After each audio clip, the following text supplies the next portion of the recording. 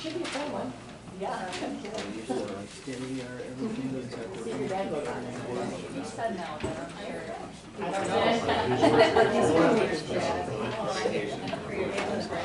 don't know.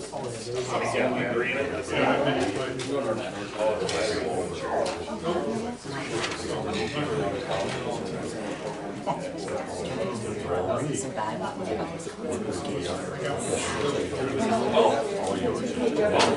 Yeah.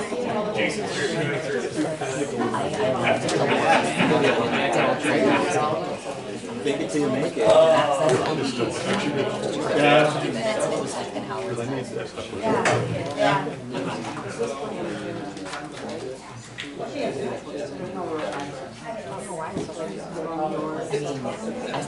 got used to coming up here on, Thursday morning at 10 a.m. when, but even still.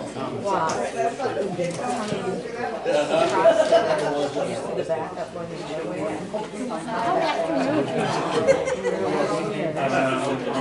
think it's just going home traffic. Hopefully after like 6, it's all cold. From here. Yeah.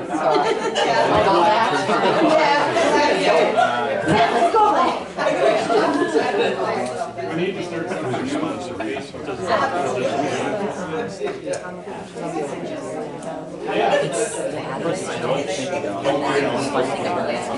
it'll change up adding those numbers to the community plan for and the code. Maybe the address number. Yeah. And then that landscaping, they asked for 2 years ago. That's why it's a 500 because they requested that ages ago. From to the landscaper was just on vacation and then responded to finally got, I think, like, first. I can have this right Monday night, that'd be great. I'm not going to get it until Wednesday. I know it's not your fault you didn't get this till now, but.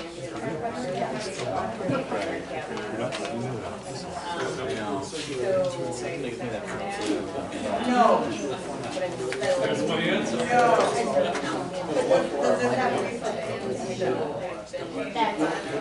I'd have to work with it and see, but probably.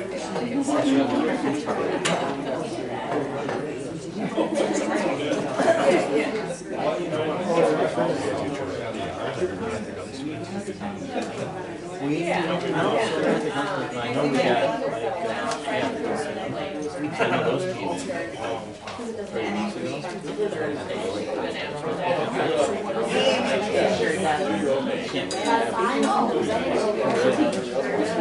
How are you doing? Good. I'm so excited. I'm sneaking behind you.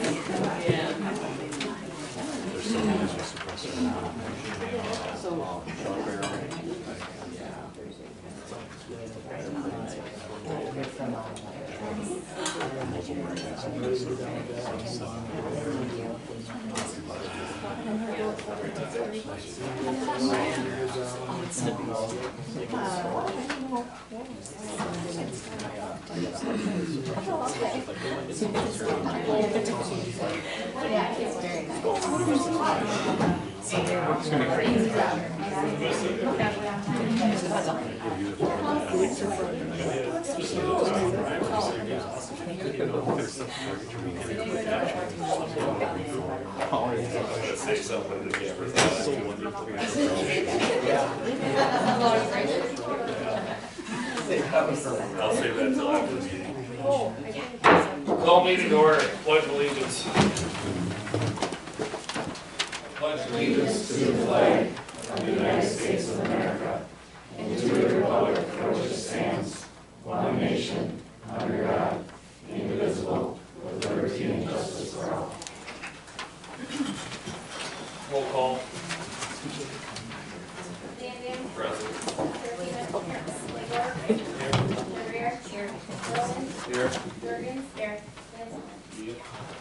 Number 4, consent agenda, A through E. Do we want anything pulled?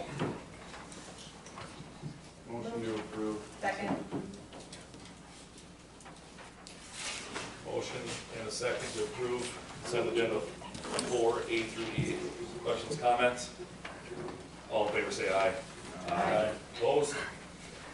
Regular agenda, A, discuss and approve filing test year 2026 water rate application with PSC, Ayers and Associates.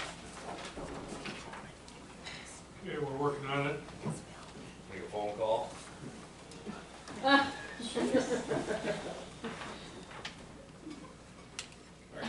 you look really cute up there, Mark. Here we go.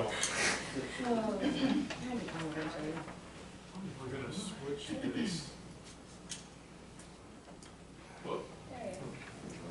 Okay. You hear me, Brian? Can you hear me? Yeah.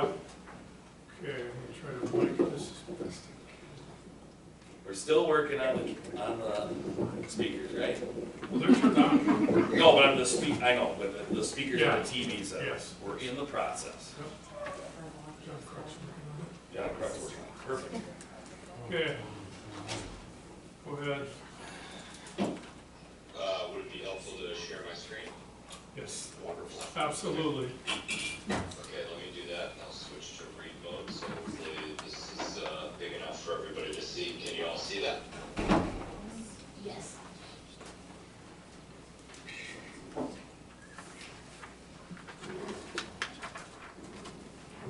Yep, we can see it. Okay, great. Well, thank you all for having me here tonight. If you don't recall, we came to the village board February 11th and talked about kind of how to approach the Public Service Commission with adjusting water rates and kind of what was necessary. Presented a few options, and at that meeting determined, we're looking at a revenue adjustment of about 30.89%, and that's a revenue adjustment. Then phase 2 was approved, since that adjustment is greater than what the simplified adjustment allows you to do. Phase 2 is approved to actually have Ellers complete the PSC application. So we've been working with village staff to get that application completed. It is not a small effort. There is an annoying amount of information necessary in order to complete that up to the PSC standard. So kudos to staff doing a great job giving us all of the information necessary and unlimited nuance that's required there. But we now have the application done, so we're hoping to present the results of that tonight. Those results are kind of listed here in the bottom middle of this chart. The PSC, if you don't recall from the February meeting, calculates your revenue requirement based off of three things. Your day-to-day expenses, which is operating and maintenance expenses, so think salaries, think chemical expenses, pumping, anything like that. Your payment in lieu of taxes, and then depreciation, and what they call a rate of return. So the PSC says we have a benchmark rate of return that everybody's kind of subject to. And what that is, it says you have to earn a certain percent on the undepreciated value of the system. So the undepreciated value of the system is 5.5 million. We are actually going to request something in order to mitigate the magnitude of the adjustment that is lower than their current benchmark rate of return. And we're going to request 4.9%. And that's to better match the utility's actual needs. So this was discussed in the first presentation. This was kind of the option that the board picked. And when we explained it, right, if we just look at it on a cash basis, what does the utility need? We're looking at about a 30% increase. So why not go with the option to request something of the PSC to get something along those lines? So that is subject to PSC review and approval. The one thing I'll point out there that's going to be good proof to tell the PSC we don't need any more than that is the page you're looking at here, which is a summary cash flow analysis. This is looking at fiscal years 2026 through 2035 of the water utility, just water, and saying what are the revenues projected, what are the expenses projected, what's left over for debt, what's our ability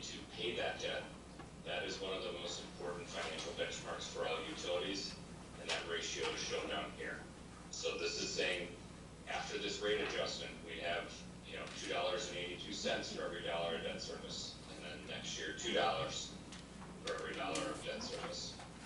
So the important thing to understand there is generally you want that absolutely no lower than $1.10. And it's a good idea to be closer to the range of, you know, $1.30, $1.40. But that can vary based off of debt profile. And the understanding that we do have a limitation on our ability to adjust rates. This is not a sewer utility where we get to kind of pick and choose, hey, maybe it's a good idea for 5% this year, 10% next year, 10% the year after that. We can't do that. We have to follow their math. So all things being equal, with your capital improvement program in this model, we can kind of meet those goals with simplifieds beyond this point. Now, as things change, you can update this and kind of look at, you know, do we want to set a goal of we don't want to do a rate case over 15% in the future, things like that. You can, now that you have this built out, we can start to get more in detail down the road.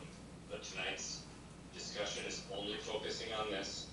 I just point out the long-range cash flow analysis to say we think it's suitable for you to request something lower from the PSC as your financial benchmarks are still in line. Any questions on that?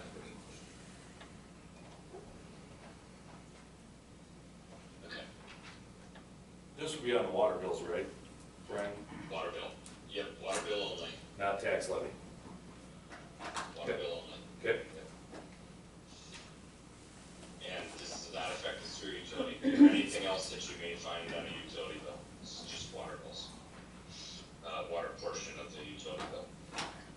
So looking at what that revenue adjustment does, and understand that the Public Service Commission will do what's called a cost of service study. That's about a 90-page deep analysis of how to allocate these costs between the fixed and volume charge and between the customer classes. So we're just applying it kind of wholesale here to your fixed and volume charge to show what that average change would be to the fixed and volume charge. That would be for somebody using about 12,000 gallons a quarter, just under $21 a quarter, or $7 a month, if you want to think about it monthly. But just kind of understand that the 30.98% is not a percent to dollar 1-to-1 ratio. Okay, so just for the average residential customer. And again, the PSC will kind of adjust this within, a window of like 1 to 2%. We typically see from what their overall revenue adjustment is to what the actual impact to the residential class is, because they do a lengthy analysis to get there. So, where does that put you amongst other water bills in a 3-county area? Right now, you're kind of in the lower middle, and you jump a few utilities, kind of go to the upper middle. Here, I would just understand that, one, not all utilities are created equal. As much as we love to talk about what our neighbors are doing, you have different operating needs than your neighbors. That could be dependent on topography and pumping expenses. That could be dependent on treatment from your water source, items like that. We have a community down here in the southeast side of the state that literally pays triple of all of their neighbors because they have a huge radium issue. They just know they're going to be the highest in the state. That's an extreme example to hopefully explain to you that this is not apples to apples. While, important to understand, the bigger message I try to convey to water utilities across the state, because we live in a regulated environment, I would want to be in the middle. If I'm down here, I'm likely due for a bigger increase due to that PSC math, because maybe it hasn't been some time since I adjusted the rates. Or maybe I have a project that I've just been deferring, and the time that I do that project, all of a sudden the rate math is going to jump. Believe me, I work for a lot of the communities that are below you. You're not the only one going through this. And again, that was just the water bill. I want to I'm going to repeat this annoyingly.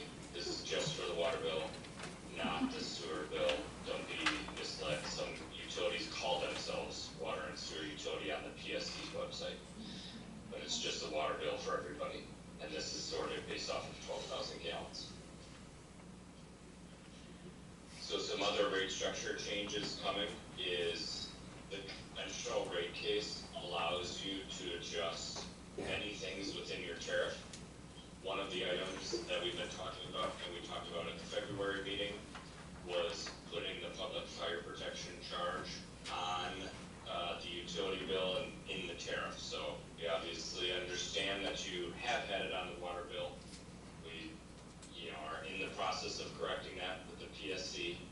The main point of this rate case, outside of making the utility whole, is, correctly getting that in the tariff with the Public Service Commission so that you can actually put that on the water bill now. So I'll just say that, everything to do with correcting that issue to how it was before we got involved, we're still working with the Public Service Commission to get that all finalized. So Brian, to clarify for the board and everybody else out here, because I'm sure there's some people in the audience about water bills. In 2016, now Brian, cut me off if I'm wrong. 2016, I think it was April or May, we talked about it. This was supposed to be put on the tax levy, correct? Not on the water bills. Correct. Your last rate case, whomever completed that, it looked like, the auditing firm did select a municipal charge. So your tariff after the last rate case, which was the last time you had the opportunity to change it back in 2016, the, PSC assumed you wanted a municipal charge, which means the water utility charges the general fund, and the general fund under statute has to collect levy to pay for that. I mean, you could argue, right, it's a balanced budget, dog licenses are paying for this, but actually under statute, you're supposed to collect that. Some people call it the hydrant charge, but it's truly called public fire protection. Whatever your expense line in the general fund for it historically, should have been through the levy. Okay, that's where the mistake was made. We should have been on the tax levy and not on the water bills. I think it was discussed to put it on the. It was discussed, Follow through on that. but that was where the issue is. So nobody's been overcharged, double charged, or anything like that. It was just put on water bills instead of the tax levy. When it should have been with the tax levy, and now that's why we're at the PSC trying to resolve this issue. It's in process. I know that there's a couple complaints by some village residents. We are working with that. Brian is kind of heading with Mark and Jody on this, so it's PSC, right, Brian? It's when they get to it? Yep, they have Consumer Affairs Division that's aware of it, and we're reviewing it with them up until a couple hours ago, even today. So it's nonstop to make sure this is resolved correctly. And there'll be, future, correspondence obviously on this beyond tonight's meeting. So I'll be continuing those discussions with village staff and likely bringing something back to the board for a future meeting to finalize, what's due to customers after we get the final PSC guidance. Perfect. Jason, when you quote me in the paper next week, make sure you have the correct information, please. Thank you very much. And I know there's been a lot of misinterpretation out there on Facebook and community pages. This has, again, if you could not hear Brian, this has nothing to do with United Fire and Rescue. This has nothing to do with the fire department. There's been some misinterpretation out there that, this fire protection charge, if you didn't hear Brian, this, Brian, you could say it again, but Yeah. It's more or less a hydrant. Brian, you want to explain it one more time for Sure. the paper? Yeah, we did go into more detail in the last meeting on that, so I apologize. I certainly can repeat that now here. The intent of the public fire protection charge through the water utility is because your water system is under fire code designed to store and transmit additional water for the purposes of fire protection. So you want to make sure that right now the faucets can turn on when you want to use the water, right, washing dishes, etc. But also to be able to fight a fire under the fire standards established by the PSC and various fire codes. So this is the zero to do with firefighter salaries, firefighting apparatus. This is only the water utility that we're talking about. Thanks, Brian. Thank you. Yeah, you can continue on that, Brian. Okay.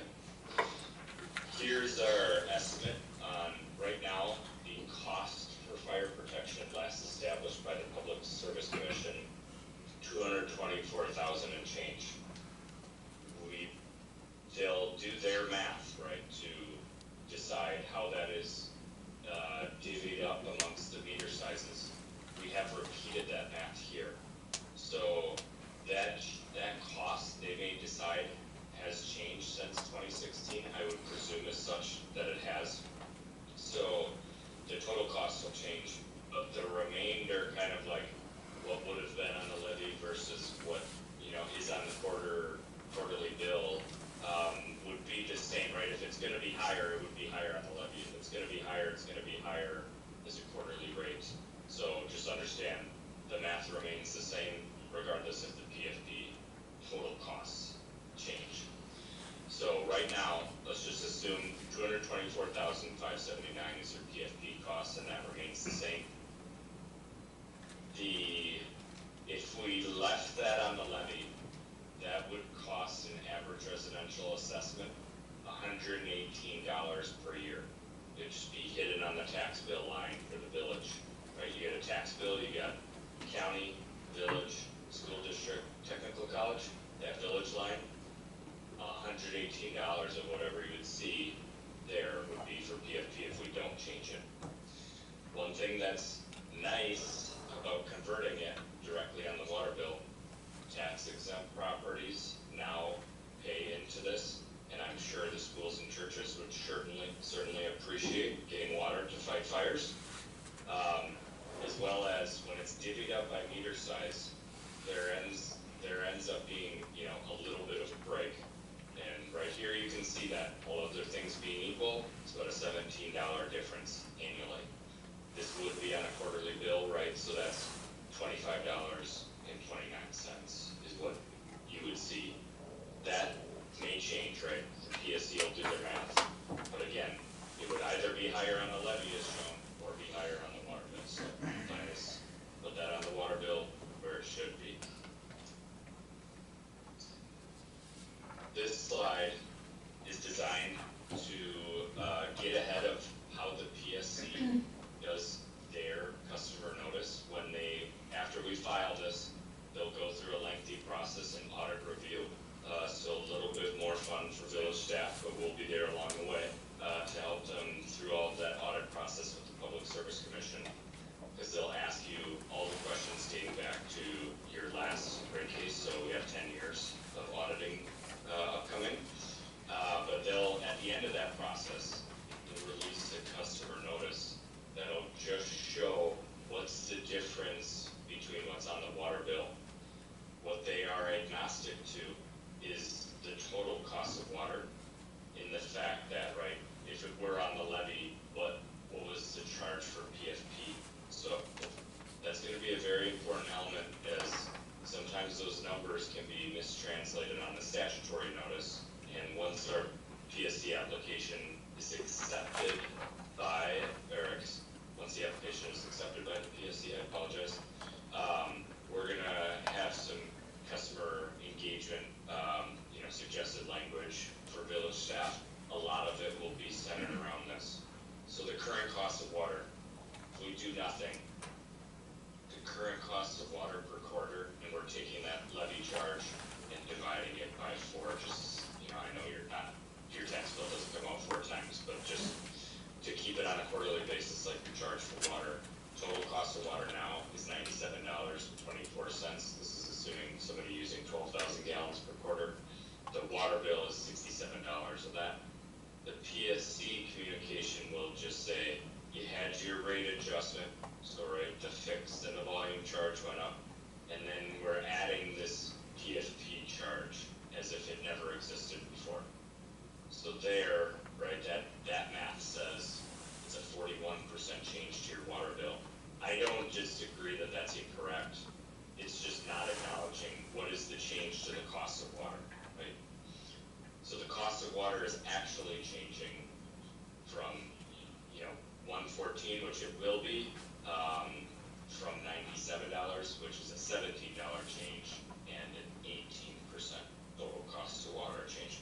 We will update this as well after the PSC goes through their cost of service study. Like I said, we can't predict that because it would cost way too much money for us to try to predict their numbers that they'll come up with that. Because we do cost of service studies on the sewer side, wouldn't be hard for us to do on the water side, but since the PSC does it at a much lower cost, we're gonna let them do it, and they're also regulated, so why not have the regulators do it, just in case they have issue with whatever the consultant might say on the cost of service study. So, that said, we would update this at that time and repeat the suggested kind of customer notice, language, to go out. And again, the PSC statutory notice is pretty strict on what you can put on there, and they only talk about the water bill. Why? Because they don't govern what's on your tax bill. They legally actually do not govern how you charge this. Like, you have full authority to change how you charge it. They just say, since it's involved in our purview, we can kind of tell you what the charge is, if that makes sense. So, a little odd how that all works, but the point being is we want to make sure the message is clear. Current cost of water, $97.24 per quarter. Future cost of water, all other things being equal at this point in time, $114.30 when this case is done, which is an 18% change, or a $17 per quarter change. And that's what happened here 10 years ago, was that extra charge, or that PFP charge, whatever, that we talked about in January, February, Brian, that we were gonna do a 35% increase and ended up being 50. Because that's additional add-on by PSC. Right, and then. So, I appreciate you putting that on there, because now it makes more sense, when you say you're gonna do a 40% or 30%, and all of a sudden it comes, simple math comes out to 41 or 45%. What happened here? Kind of makes us all look like we're a bunch of clowns. So, thanks for putting that on there and explaining that.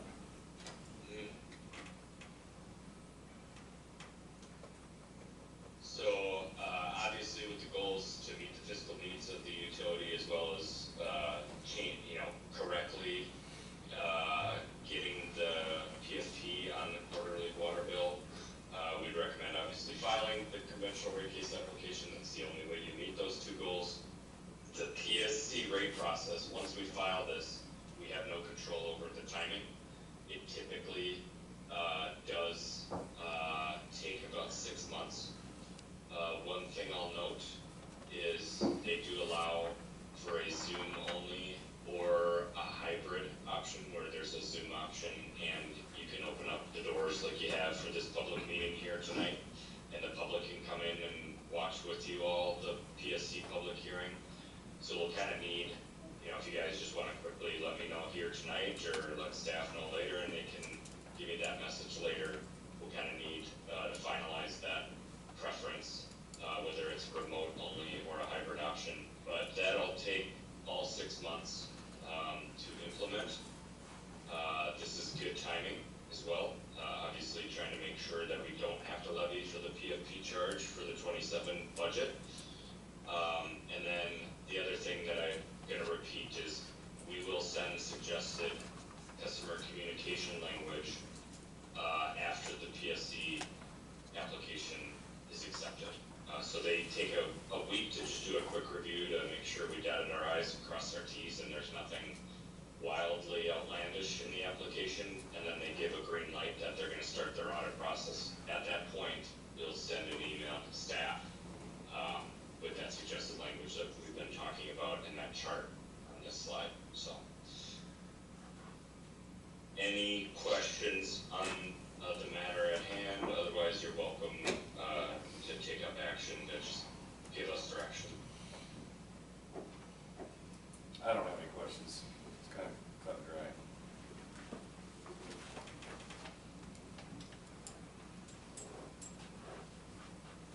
Probably should do that Zoom thing though with PSC though, for the public. In the hearings. Yeah, Probably absolutely. like December. Yeah. So is the request requested action tonight the approval of the application or the rate adoption or a rate proposal, or can you just clarify what we're taking an action on tonight? Just to get the rate, just to get this rolling, the water rate application It's rolling. the application with the proposed rate of. Yeah, proposed rate, which might be a little bit different once they do their math, Okay. PSC does. Yep. So it's just to get the process rolling down the road. Because this will be implemented until 27, minimum of 27. And then with the By application, later. are we also asking to keep the method of billing the same or change it? So Brian, we had a question from one of the board members. With this application, are we requesting to keep the billing method the same, or are we requesting to change it? Or is that part of any of this? The billing method, how could you, kind of, Yeah. So are you're you gonna be talking about requesting just the PSP or other things? that we direct bill customers. Just the PFP? Not on tax. Yeah, Not a tax. levy. Not tax levy. This is gonna go on water bill only. Okay. Yes. correct. The application, we have checked the box that says we would like it on the, all of it on the water bill. So that's part of the application. Yep. Okay, I'm just clarifying. Yep. And the direction we're all looking for is kind of at the bottom in blue here, you know, really just kind of, we could get an approval to file the rate application as presented, or if, you know, so we're just happy to stay on and discuss this, believe me, I'm not pushing the issue, I'm just saying, just the direction needed is kind of, do you want it filed in the manner we presented it, or filed in some sort of different manner, we can talk about that. Make a motion to approve the filing of the PSC CRC application as presented. With that Zoom, we wanna do the Zoom communication. I mean, I suggest we do it in hybrid because not everybody has. The Zoom public hearing, You could have a public hearing here via Zoom. Yeah. Oh. Inclusive Yeah. of a Hybrid. hybrid Yeah. meeting. You still go with the second on with the hybrid there? Yes. you guys want the hybrid? Yes, we're gonna, the motion was to change it to hybrid over Zoom. Perfect. Motion second. Any questions, any comments? All in favor say aye. Aye. Opposed? You have to go ahead, Brian. That was really well presented. Yeah, it was very, yeah, Brian, Thank you. yeah, very good job on the presentation. Oh, no, thank you. Explain a Thank lot. you so much for involving us. All right, thank you. Have a good night, Good thanks. evening, everyone. Mr. Tom Boyer, you gotta go here in a little bit? Yeah, senior You want banquet. to, I'll move the department reports for the EMS 7D. Oh, thank you. Yep.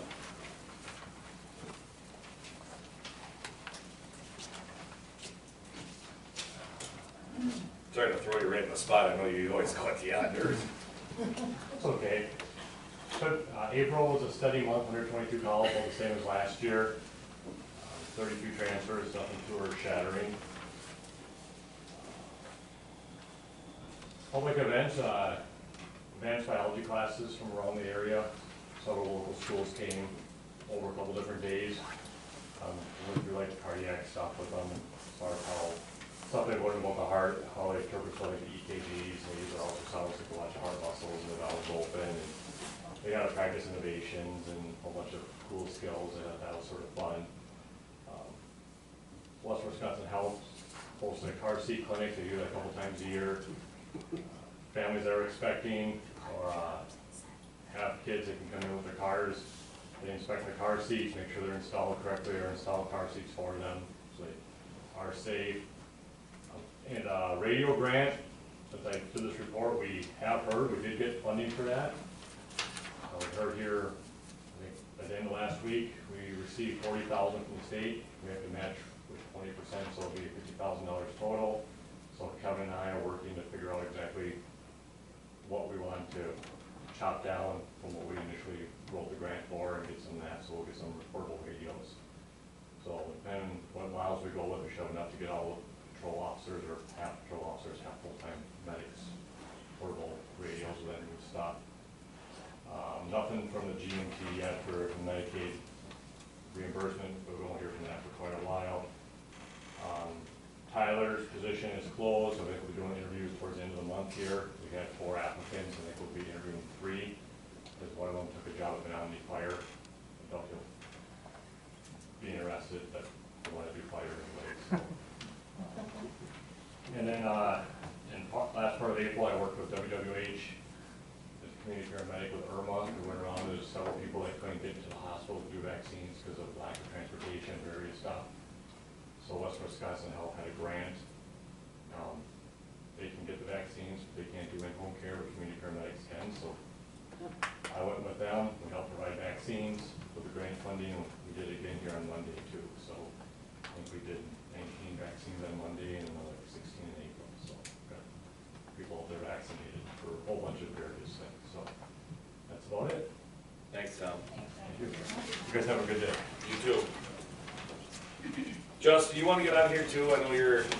Yeah, I'll get up here. Why don't you do your report too for Kevin, and then you can go on your merry way also. All right. So last month we had 302 calls for service, with 87 of those generating case numbers. Also to include 113 traffic enforcement contacts. The Baldwin Police Department, we're coordinating with the Windmill Days Committee and local businesses in preparation for our upcoming festival. These efforts are focused on public safety, traffic control, and community engagement to help ensure a safe and successful event for the residents and visitors coming to our community. The Police Commission had a meeting on May 5th. During the meeting, they reviewed policy procedures and provided updates regarding staffing and department operations. Also discussions of potentially developing a police explorer program similar to what EMS and fire include. The program would focus on youth engagement and introducing the youth to a career in public safety. Fleet update, the new squad that we got is expected to be completed by the end of this month and ready to go for patrol operations. Sex offender ordinance review, the SEH Engineering completed a residency restriction mapping related to a potential amendment to the village sex offender ordinance. The map compares the current 200-foot residency restriction with a proposed increase to 500 feet and will assist in evaluating impacts to residential housing availability and restricted areas within the village. And the Baldwin Police Department opened up a hiring process in anticipation of an expected vacancy. The process will also be used to establish an eligibility list for future meetings. Has he put his a date in yet or no? No idea. You have no idea. Okay. What kind of a chief you are. Yeah, that's why I'm not. But, Thanks. that's all I got. Thanks, Justin. Thank you. We'll jump back over to regular agenda B. Request to return public comments to the village board meeting agenda. Amy Wicker. I'm She here? present. Come on up. Thank you. First, I want to say I appreciate all of your service. I've lived here 25 years, and it's a great place. But democracy doesn't work if we're not all able to say what we want to say. So, I'm all for democracy and clean water. I'm really worried about our water. What we're releasing, is anybody monitoring down the road? I mean, the phosphorus is not good for the trout, for anybody. Weird. We had 2 water episodes, 2 chlorine releases, 2 shock treatments, I don't know what they were called, do you? I wasn't here, Graham can probably I came address home that. and there was chlorine in my water and I almost killed my sourdough Graham. We had our water tested by a private company. Tell me about it. 157 mics of chlorine in our city water. Okay. 0. Well, it's some, We could, Yeah. Water's expensive. Yeah. Clean water is dear. It's precious. It's something you can't take for granted because you can't live without it. So that's all I wanted to say. Thank you for Yep. doing everything you're doing. I appreciate all of you. You're welcome. So, talk of fall, we can put some stipulations on this, correct? Like we can do village residents, business owners, and property owners. Well, I'm all of those. Yeah, first of all, public comment is not mandatory. Some places have it, some places don't. And the rules surrounding it vary from many municipalities. Some, I guess most common thread is to limit the time of each speaker and sometimes the time of that segment of the agenda in total. And beyond that, some places say it can be any topic. Some places say it can be topics only on the agenda. Some places say topics not on the agenda. Some places say anybody can talk, like it's, if it's a public hearing, anybody can come to a public hearing. Some places limit it just to residents. I guess if you're thinking of that, I would suggest more than just a resident, because there may be a business owner that certainly is interested in the community but lives in the township. Or they have property in the village and they don't necessarily live in the village. So that's similar to what North Hudson does right now. They made that change. So it's really up to you folks, how you want to structure it and if you want to allow it at all.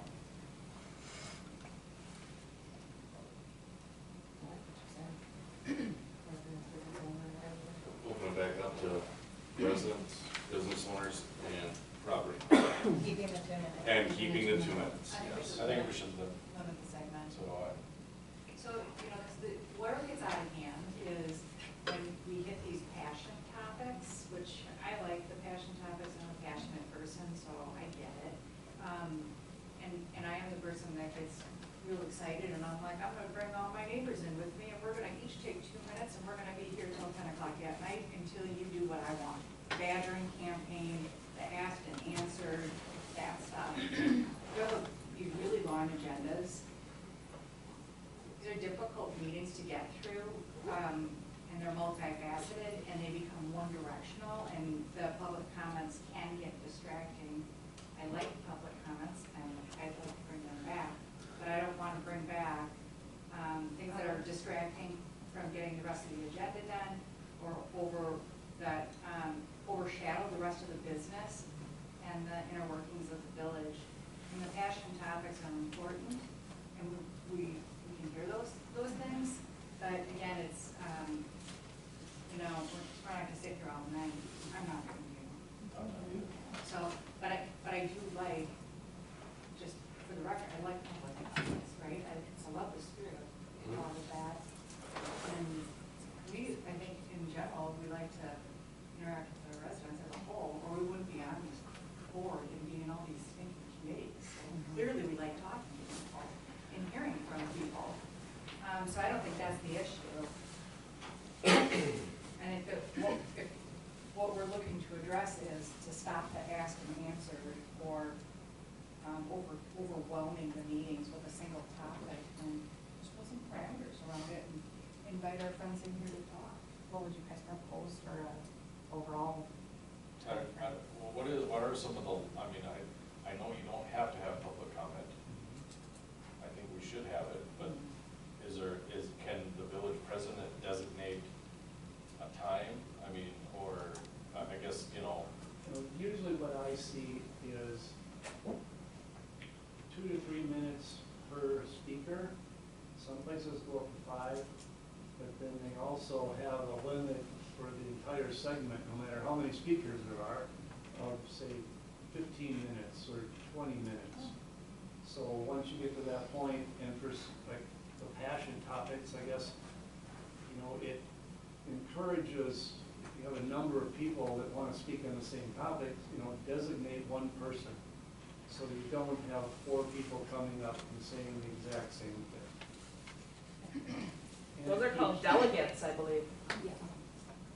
Yeah, but it, like you said, the meetings get long, and it's important to have input, but it can't really overwhelm the meeting, so I would. And I know public comment is a big thing because I've been doing my research too. Public comment in some communities are only topic-based, right? So the community members have a chance to get up there for 2 minutes. We can't act, but they could say, okay, I see that item 5G, library request to install a flagpole. Someone's gonna get up there and say, no, I want it on this side of the building, And that right? it's only on the agenda? Yeah. You don't want them going on? No, I'm just saying Oh, that okay. that's how some communities do it, right?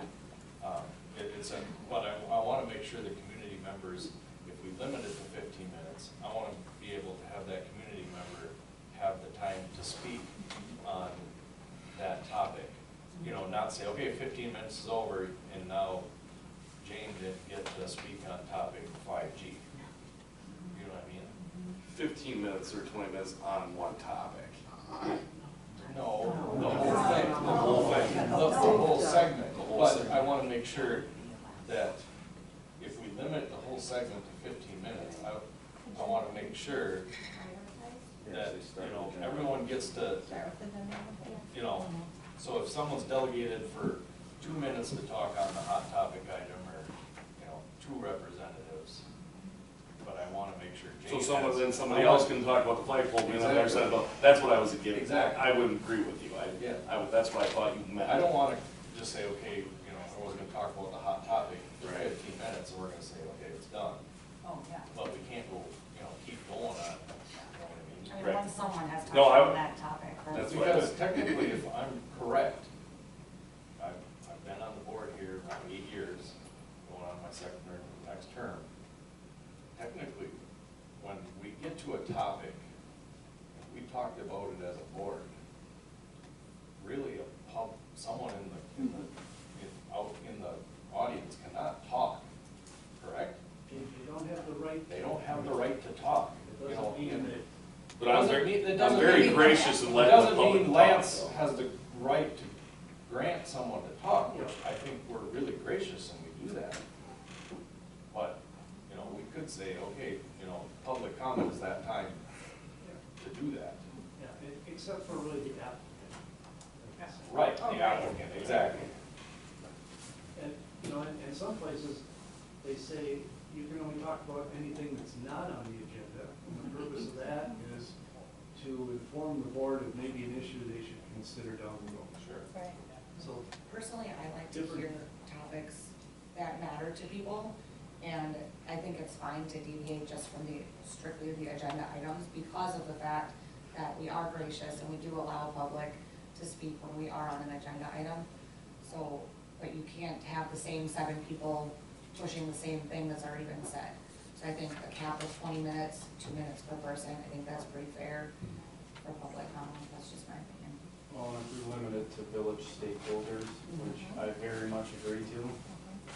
From the public comment we've had, there's Minneapolis, Eau Claire, Yeah. not.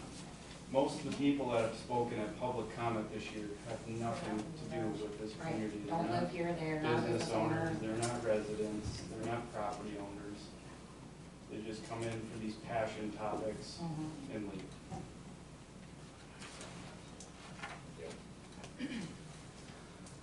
I absolutely think we should restore it, I think it needs to move upwards. Christine's writing up a Right, not there. motion right now, aren't you? Yeah, Hands in the back. all right, so I'll make a motion to bring back public comments with the parameters of village stakeholders only, so that's residents, business owners, landowners. A segment, total time of, we'll start with 15 minutes, we'll see where we go from there. With a per person limit at, I'm gonna say 2 minutes, we'll start there, where repetitive comments, we request a single delegate to speak for the group and the cause. Did you get that, Jody Demling?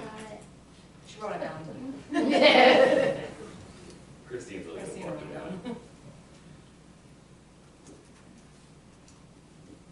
Okay, Kathy, keep it to under a minute. That's fine. I was just gonna question on this part that you said that if it's on the agenda, we can raise our hand and you could call on us if you choose, right?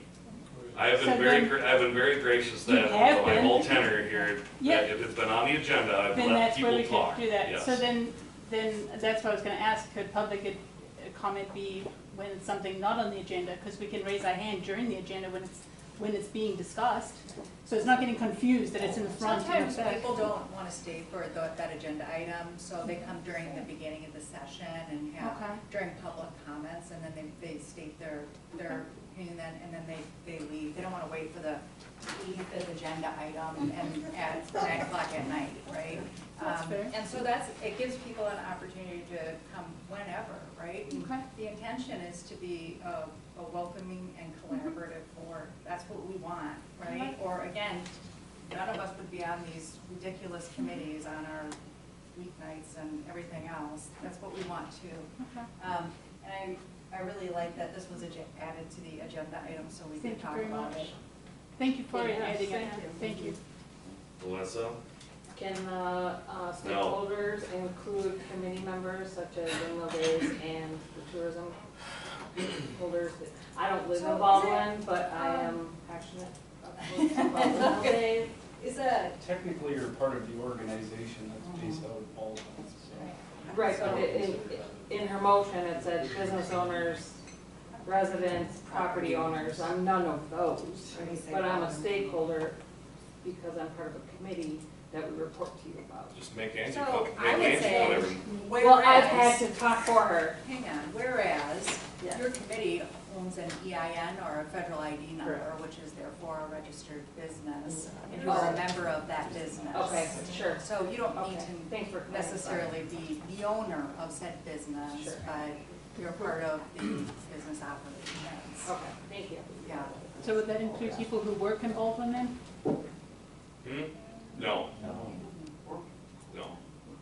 But she's on our. I think the motion's already been made. I think we're in agreement with business owners, residents, and landowners.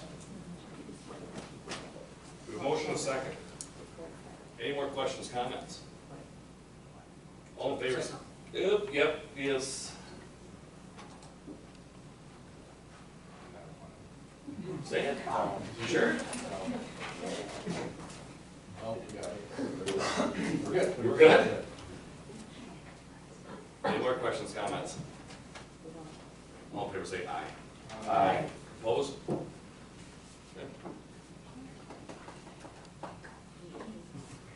5C, Police Department renovation project.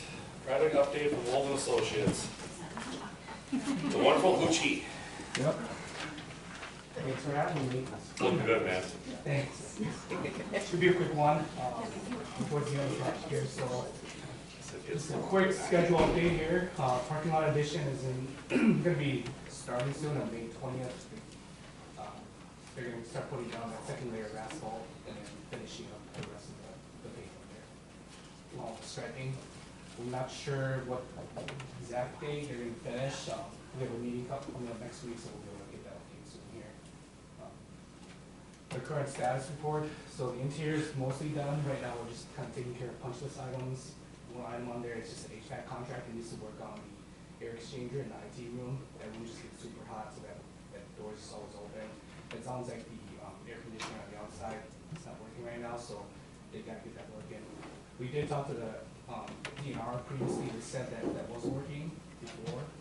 The contract came in, they attached it, and then we installed it, so they should be liable for taking care of that. Personal lockers are missing body armor shelves on the bottom, and then boot trays as well, and then the community training room, tinted glass, still needs to be installed. That's 4 weeks out.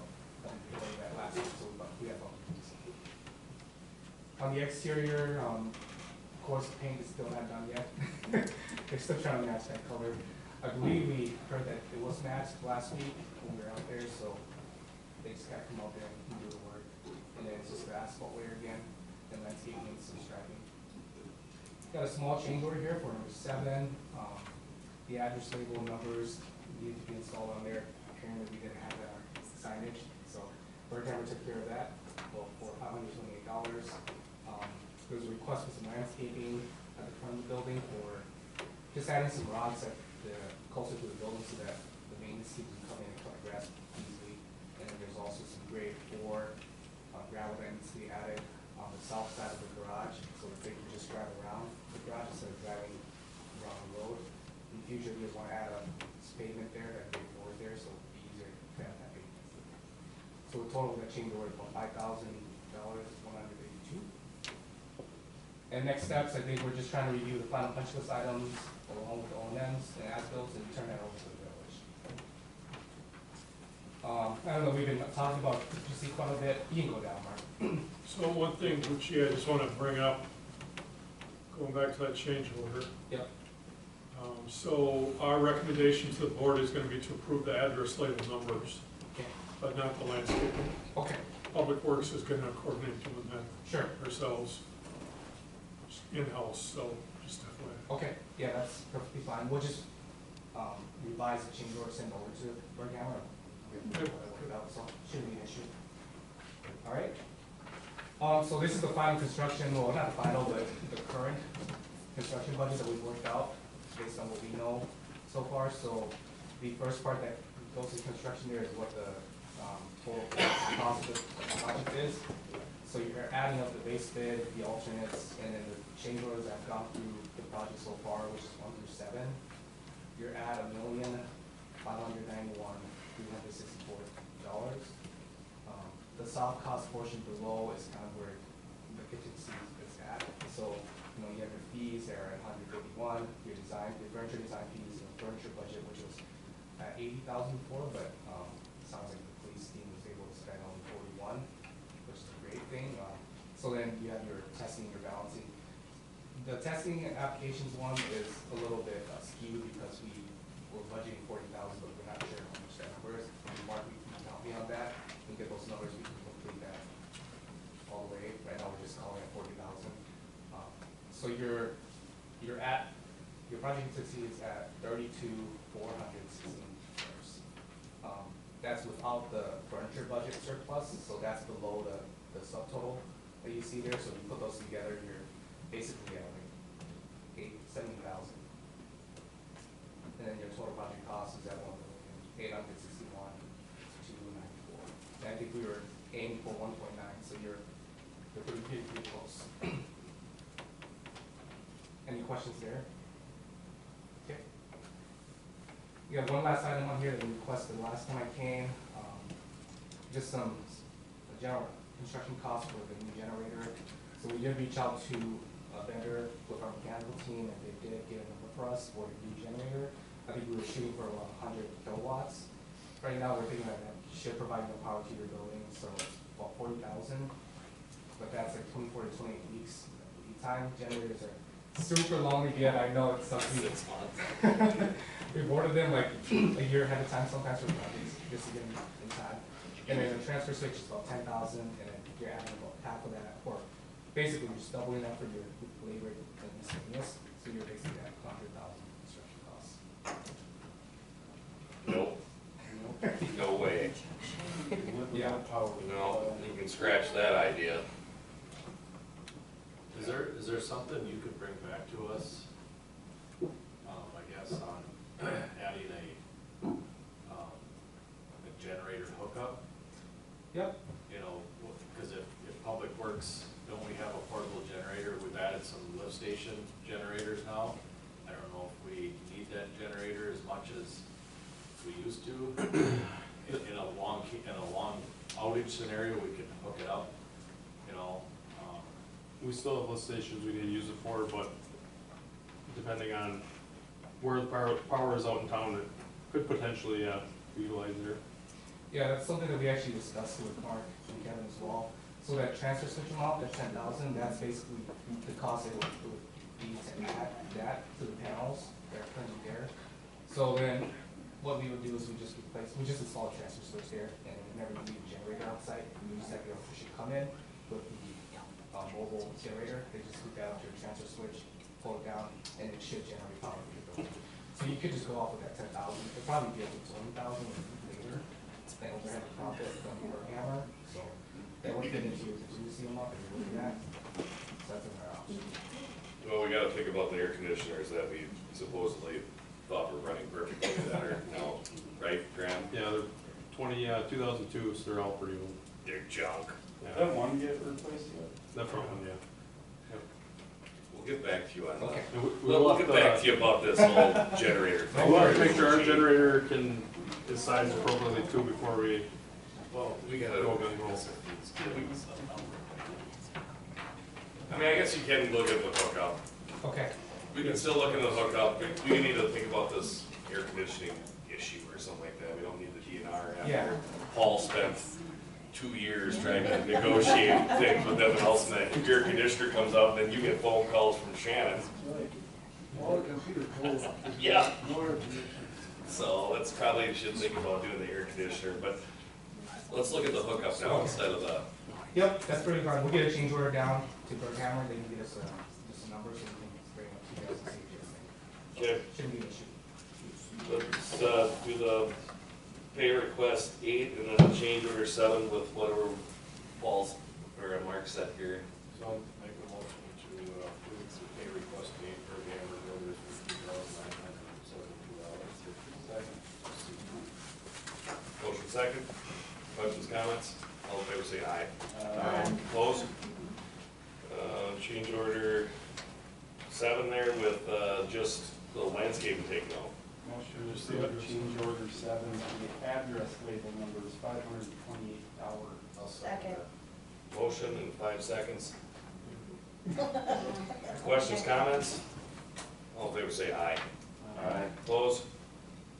Ooh, gee. Yeah. Let's go to you again, Back to huh? me. Discussion of future use of the whole police department. All right. So we did draft up a plan here for you guys of your existing floor plan. If you wanna go to the sheet before this, Mark, please.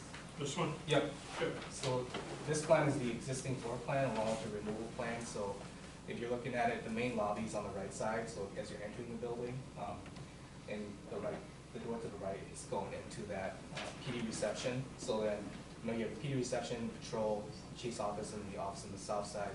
Everything that's white, that's what we're planning to modify as part of the construction project, but everything that's slashed, we're keeping that as is. It seems like everything there is in okay condition, we don't need to change anything. The dash lines, they represent walls that need to be removed, cabinets that need to be removed as well, and then there's a transaction window that we'd like to remove as well. You don't need to go into that area anymore. And then there's some vinyl flooring there that we're removing as well. We're keeping the vinyl flooring in the corridor just so we don't have to install anything new there. And then in the offices, we're trying to remove the existing carpeting and install new carpeting. There's saw cutting that's involved in there, that little hatch that you can see in between the patrol and PD reception. If we go to the next sheet here, I'll give you the reason why we had to add that. So this is the new proposed outline. Basically, you're just removing that patrol room and the PD reception, and you're putting in a big conference room in there for you guys. And there's a door that's coming in from the lobby, entering into that conference room. So if you need anybody in the public that wants to use that conference room, they don't have to go to that suite. They just enter into the conference room, and you can put a card reader during the door, conference room to the circulation space, so that they can't enter the secure space. Other than that, so this conference room is pretty big. It's like 300 square feet. So then that by code, it requires you to put in a floor box. That's why we have that saw cutting in there. You saw cut to the new wall and just have it installed on the ground. That's pretty much it. Pretty simple. We're adding new carpets on the 2 new offices, and then just 2 new interior doors. So the next sheet here, next 2 sheets, I provided a breakdown of kind of divisions that we're working on. We don't have to go through each one if you don't want to. You can just scroll all the way down to the bottom here. So. You want to swipe or what? Yeah, look at this. What's going on here? Okay, see if we can get this up. I know. No, it's not. So anyway, what's the total? Yep.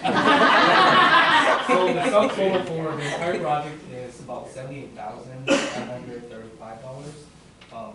We're adding about a 50% contingency for estimating, just in case we're missing anything there, for about $11,000, and then the construction contingency is about 10% of that together, so we're adding another $8,000.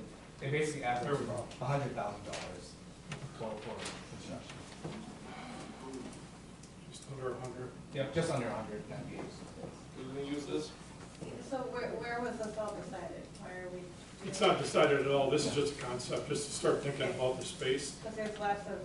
The only thing that's really been consistent in the past talked about was the, making that front room, where Darcy sat and then taking the wall out, and then the chief, and then the squad room, that becoming one conference room. Make a conference. But nothing's been decided, this is just to start everybody thinking about it.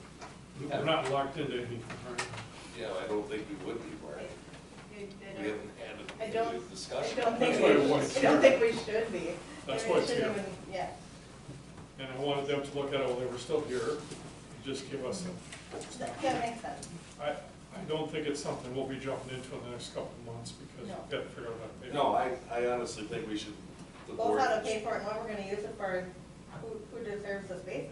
we should put this off for at least a month, to let everybody think about this a little bit too. Yeah, that's why it's Yeah. here. Beth, you still here? Yes. Yeah. I know the puck dropped 4 minutes ago. I'm sorry. I'm on your agenda several times, Lance, so we're good. Yeah. So, do you have any idea with that big grant, has that been approved? Is it gonna be out there? Is it not gonna be out there? We don't know yet. Don't know. We don't know. Okay. You won't know until you know, unfortunately. That's just it. And when it drops, we have to be ready Right. to So jump So the on it. board, Beth and I have been talking a little bit for the last few months about doing a whole concept plan of this whole entire building. But I don't wanna do anything until we have a good shot at this grant that's coming in 2 years maybe. Yeah, I don't know when the, Don't know until you know. It's up to No, and I don't wanna do anything until, we have a good shot at this grant or it's available again. right, The thing is you'd have to have, we'll design it quick so they're shovel ready once we get the grant, so. you almost have to be shovel ready when the grant opens.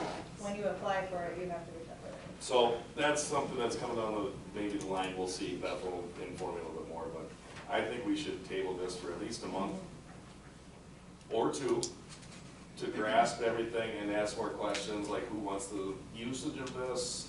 Is this feasible? Where's the money's coming from? There's lots of, Are we saying? I mean, there's still offices in this area, right? Are we utilizing this area? Where the police work? Not right now. Yeah. No, not yet. Can They we? just moved out. Can we? Sure. Like as Yeah. I mean, we have. Well, the police chief office is full, I mean, we have Absolutely. a assistant yeah. treasurer sitting in our We conference. room. talk about that. I mean, we've been here for committee Me moving over We've been here there. for committee meetings. Jody maybe moving Yeah. over there. Yeah, I mean, can't we make those moves now? We can, right? I mean, they're offices. Don't see why not. It's our building. I mean, I'll leave it on the agenda, I'll tell you, we'll leave it on the agenda next month. I think. Everybody should go I think walk we should around ask- in there. Yeah, and I think we should bring it back to the building. Yeah, and we'll go to the building. that's a great idea, this building's committee. But I think in the meantime, we don't keep that empty. We just, No, that's not the long term. let's use it. Okay. Is the bigger question here, like the library itself and what Exactly. yeah, so, It is, but it's gonna be, Beth and I gotta wait until this grant pops up again, so. yeah. Or she finds some donor that gives us 8, 10, 15, $20 million. I just wanted to bring that up about the library, that her and I have been talking about it, about doing a whole concept, but that's not really on the agenda, so let's just keep with this and We appreciate your input on it, Yep. thank you. No problem. so. Yeah, this kind of frames everything up, and we'll see, kind of see. We'll take a look at that, Pucci, and Sounds good. Yeah, let us know if we can help in any we'll way. do that, okay? Thanks. Yep, no problem. Let's see. We just had a discussion, so we don't have to do anything, nothing on there. Okay. E, discuss and approve pay request 24 EMS project retainage of $8,738.34. Who's gonna speak on that, and why we still have a $8,700 retainage on that EMS building that we moved into We 2 don't years know. ago? We found this during the audit, and apparently, looking back, it was never approved. I don't know if I don't have any record of getting it myself. Okay, hold on a second, before we go any farther. Who would the check be made out to? Is somebody requesting this? No, they're not. There's 2 contractors for that. You could go grab tape, quick, and names on them. No, keep going. I mean, if they're not asking for it, why do we have to do anything about it? I can give you one answer, but I'm not gonna give you that one answer. Well, I figured the fun sponge over there, Paul Muller, the attorney, would No. probably say something like, no, you gotta pay it because it's part of the project. I mean, like, why, you don't even know who we're gonna write the check to, so. We do. That was No, a we do. brilliant impersonation. I was just thinking the same thing. Like stupid good. It's gonna be funny, right? I mean, it's nothing against you, Paul, but that's your new nickname for me. Thank you. Well, I have great ideas, and then you always crush them, so. Mark Tony, the Washington Tri-City Concrete? Yes, correct. So are they, do they request it? You No. found this? No, Say those were never paid? exactly. These payments were never made, so. And never- they So haven't- does Wold know about it? No. And they Yeah, haven't, they do now. and they 'cause I haven't sent- been on us about it? Well, wouldn't this be a Kraus Anderson? No, we always pay out everything. Yeah. We Yeah. paid all the contractors ourselves. Right? This is weird. No, it was forwarded to me. I think it came out during the audit, or when they were going through, doing some of their testing, whatever. Then I sent it to Paige and Mucci and asked them if, because I had no record of it, I couldn't find it in emails, couldn't find it anywhere in the incorrect. And then I sent it back to them yesterday, and they responded, said they're still looking. But we know these were never paid. Okay, so there was a motion, August of 24. there's a motion at the table, and I'm gonna second that, Yes. till we get more information on it. Oh, So, they not sent the bill out There's after no 2 way a years. contractor would want their money within 2 years. Yeah, Bugging their Jimmy auditing for would be bugging- off too. Their would think books would be so. off and everything, so it's, yeah. Right. yeah, motion second, all in favor, say aye. Aye. Opposed? That was interesting. E, discuss and approve closing the parking lot in front of the village offices for library event, August 13th, 2026, from 4 PM to 7 PM. Anything for you, Beth? I'll make a motion to approve it. I'll second. What is the event that, This is our end of summer reading bash, so we're gonna have a petting zoo. I'm working on getting A&W down to do root beer floats. We'll have hot dogs, chips, watermelon. Gonna ask the cheerleaders to come do face painting. I just wanna make sure that the kids are safe as they go from station to station. We don't have to worry about cars going in and out of that area and things like that. You got a second on that motion? yeah, they want. Motion second, any more questions, comments? All in favor, say aye. Opposed? F, Baldwin History Center, review approved Civil War Cemetery Tour and History Portal, October 18th, 2026. Yeah.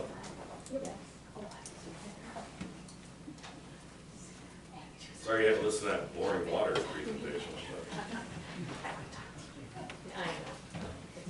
We all need water. I know. Okay, so I had presented to you last time just unofficially about having a Civil War tour and encampment at the cemetery in October. It was felt that this should be an official agenda item to receive an official answer. So just to kind of go over everything, it'll be a guided walking tour that I will lead through the cemetery, talking about historical information about Civil War soldiers with grave sites buried in Baldwin, general information about Civil War history, the village history, Baldwin Cemetery history.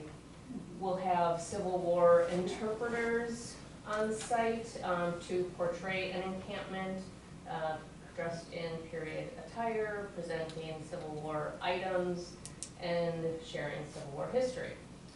To be clear, nobody is actually camping in the cemetery. Dang it.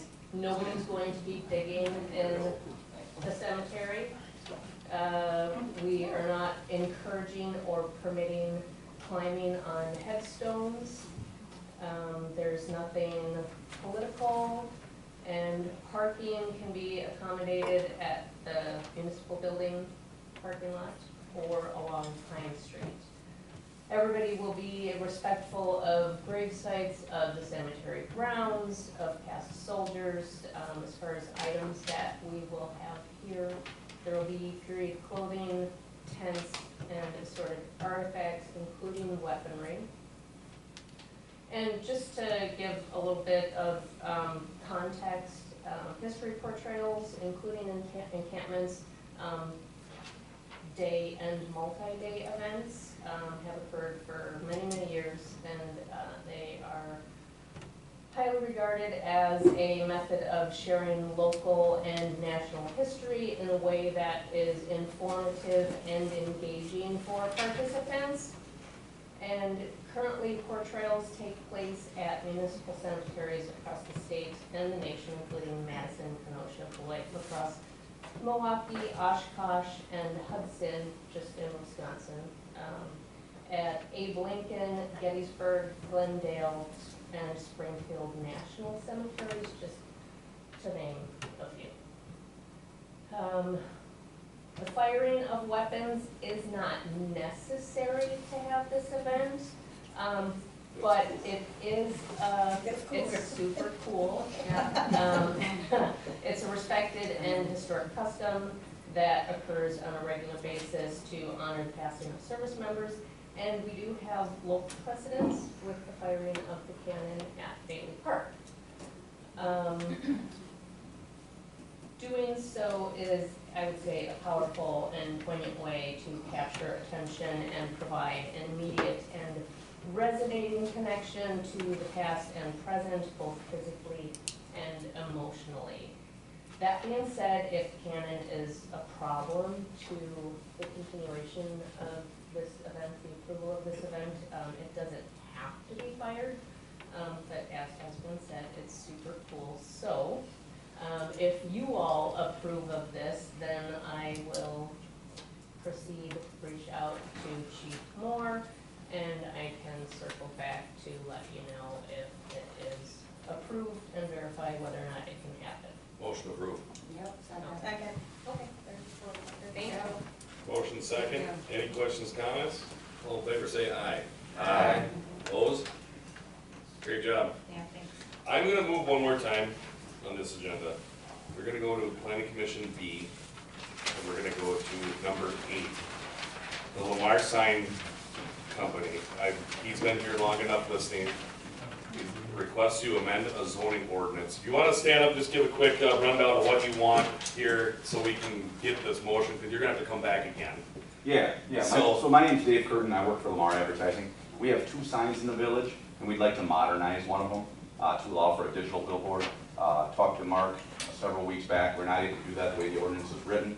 So she has it on there. 63560 and 635.6 have to be amended to allow this to happen.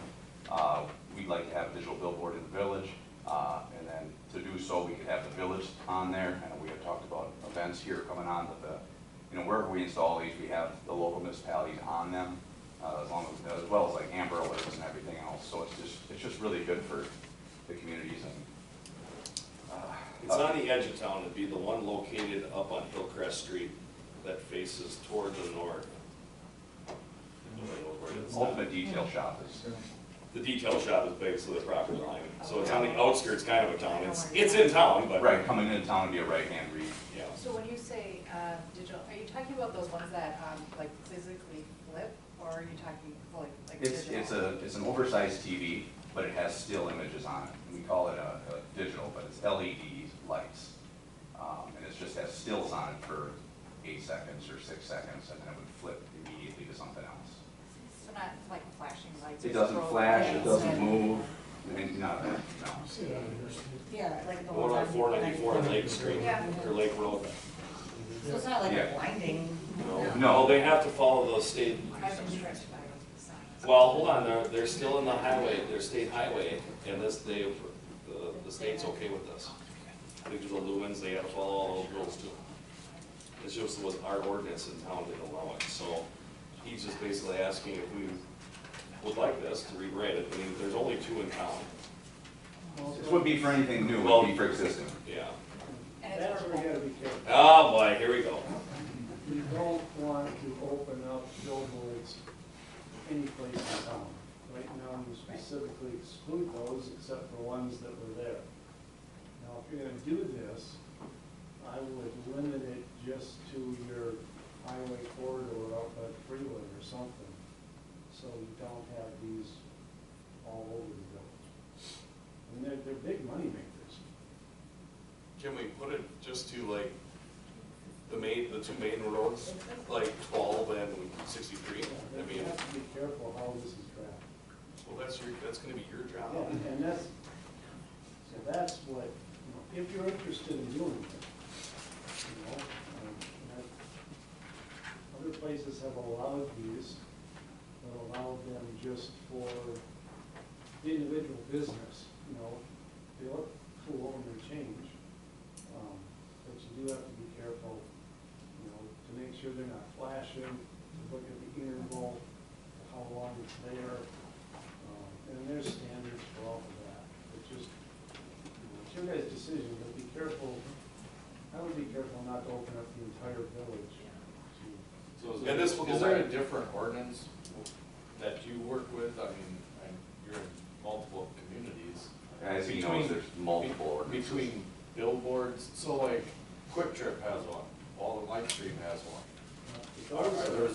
Is that a different ordinance? There's on-premise signs and then what's considered off-premise signs or billboards. Billboards is advertising businesses not where that sign is located. So Quick Trip, it's advertising Quick Trip, but you don't see on that Quick Trip sign an advertisement for another business. It's only advertising Quick Trip things. But, so that's still where following the ordinance, it's gotta be a certain size, correct? Yeah, and they're, those are in the ordinance, they have, they can't be flashing type things, and they're message board. But we limit the size too, right? Yeah, like right now, billboards aren't allowed, new billboards aren't allowed in the village, just existing. No new billboards shall But be if we're permitted. talking about an electronic sign, I mean, it's like a sign, right? Yeah. So electronic billboard, but. So what, the planning commission talked about this, when he was at the planning commission meeting, they recommended to change the ordinance to allow it, but with stipulations. It'll be brought back to planning commission and whatever you got, I'm sure we're a bunch of sticklers on that planning commission that we will, make sure that it can't be, it'll be a certain size. We have Mark Dockers do it. Yeah, I know, so we have billboards and then the other signs like Quick Trip and us. Those are, they're identified as a different type of sign? Yeah. How come this wouldn't just fall under a special exception? How come we have to review the full ordinance? Well, it's probably not a bad idea because we just completely prohibit it. Because it's prohibited right now, It's absolutely just You no. want to be careful. so. Yeah, the intent, I think, from reading the ordinance was to prohibit billboards and also phase them out over time, Right, so we didn't have any. right. And this is just to let us talk about it and bring back proposals. You guys still, you don't have to accept that. We're just trying to move if you want to remove the ball.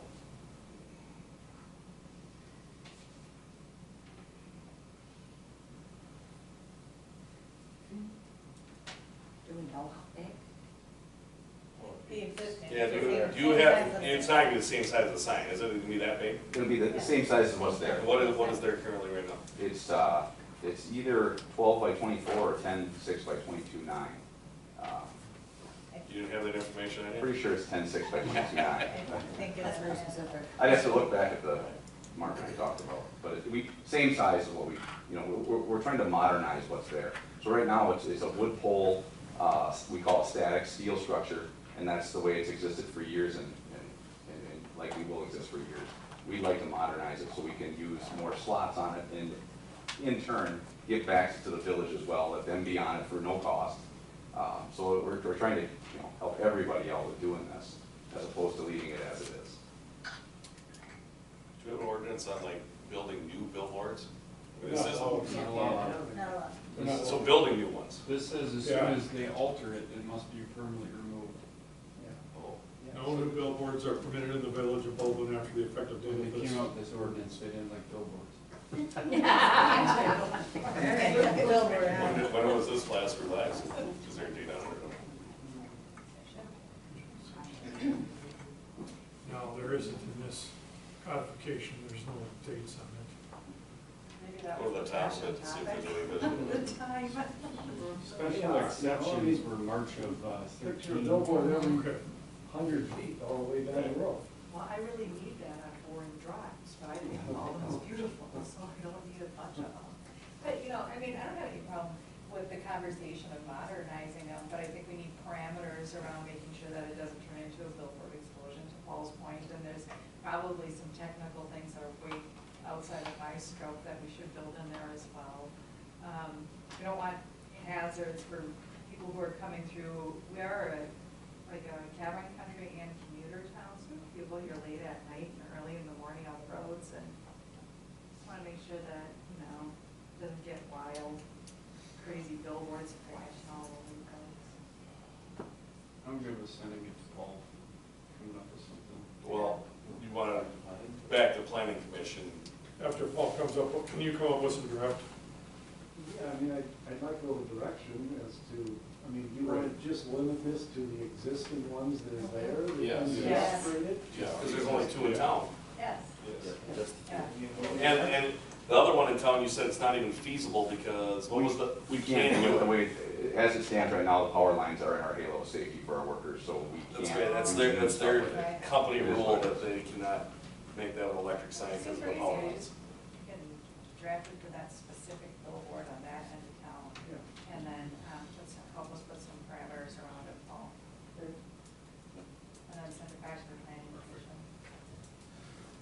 Motion. That's my motion. Second. As I said. Jody Demling, did you get that? Sloppy. Nobody received I know we jumped around. You some. want me to receive them? Yeah, do it again. Okay, I'll make a motion for Paul to draft a, ordinance for the specific billboard that's on the north end of town only, and send it to the planning commission for review. Motion. Mine's a lot easier, you can just write Ashley second. Motion second. Questions, comments? All in favor say aye. Aye. Opposed? We'll be in touch. Thank you. You bet. All right, let's get back to H. G. G, yep, discuss and approve library, sorry Beth, sorry. Discuss and approve library request to install a flagpole on the north side of the building. So we are part of a pilot program that is about air quality and educating the public as to what air quality is. So we have these flags that we hang up. They're gonna be more visible if we can hang them outside. Graham and I have talked, there's not room on our current flag poles, because if we have to go half-staff, then it ends up on the ground. So just on the north side of the library, there is a door. I'm thinking you can just put the flagpole right outside the door. Nobody has to pay for it, because it's covered by the grant. I just would need Graham's guys to install it when I get it. And what is this Huh? Air quality. Air quality, so there's, air quality. so we have flags, 5 different colored flags, and it's just a way so people know if it's a healthy air, or if it's red, then maybe we should be staying inside and not, We've going got smoke in outside. there now, so. It'll tell you if you should breathe. Yeah, like smoke in Right. there. There's no the, Should I breathe today? Right? the DNR will yell at you. Really? Call it Smokey the Bear. Oh, It's we have smoke Yogi in the there. bear and Smokey the bear. Yes, it's just Smokey Bear. Okay, we're up. Yeah. Motion to approve. Second. I have a question. Yeah. put out by the Environmental Protection Agency. There's a website. It'll also be on our Facebook page and our webpage. There's an EPA's air quality index that gets updated every day for our area. Is that per county then, or per? Per location. So it's like So our air Baldwin, quality could be Oshkosh are very completely different than like Menominee. Are you worried that anybody might take this as village instruction to stay inside? We are going, no, we're going to make sure our wording is very clear that this is recommendations, it is not a requirement.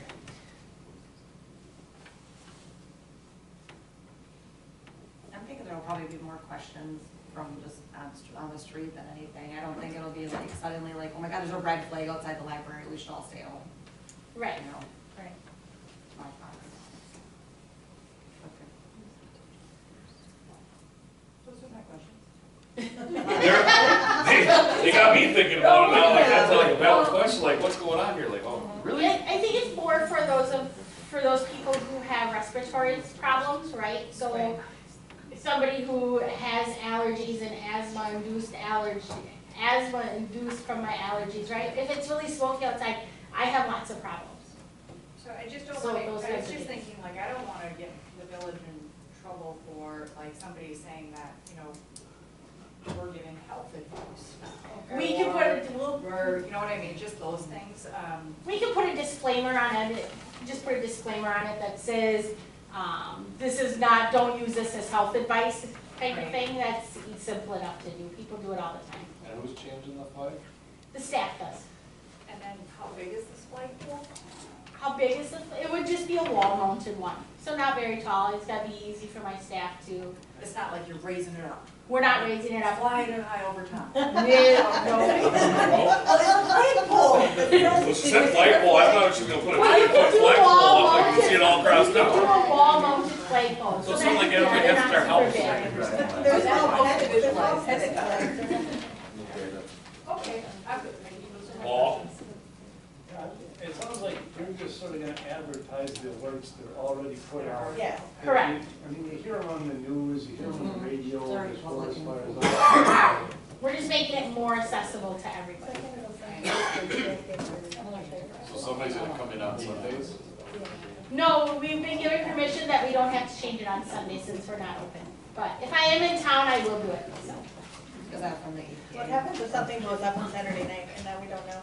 Are you serious? I didn't think we'd talk 4 minutes on this flagpole. I know, passive already. I know, no one's all that seller. There was a motion and a second. There's a motion second. Yeah. Questions, comments? All in favor, say aye.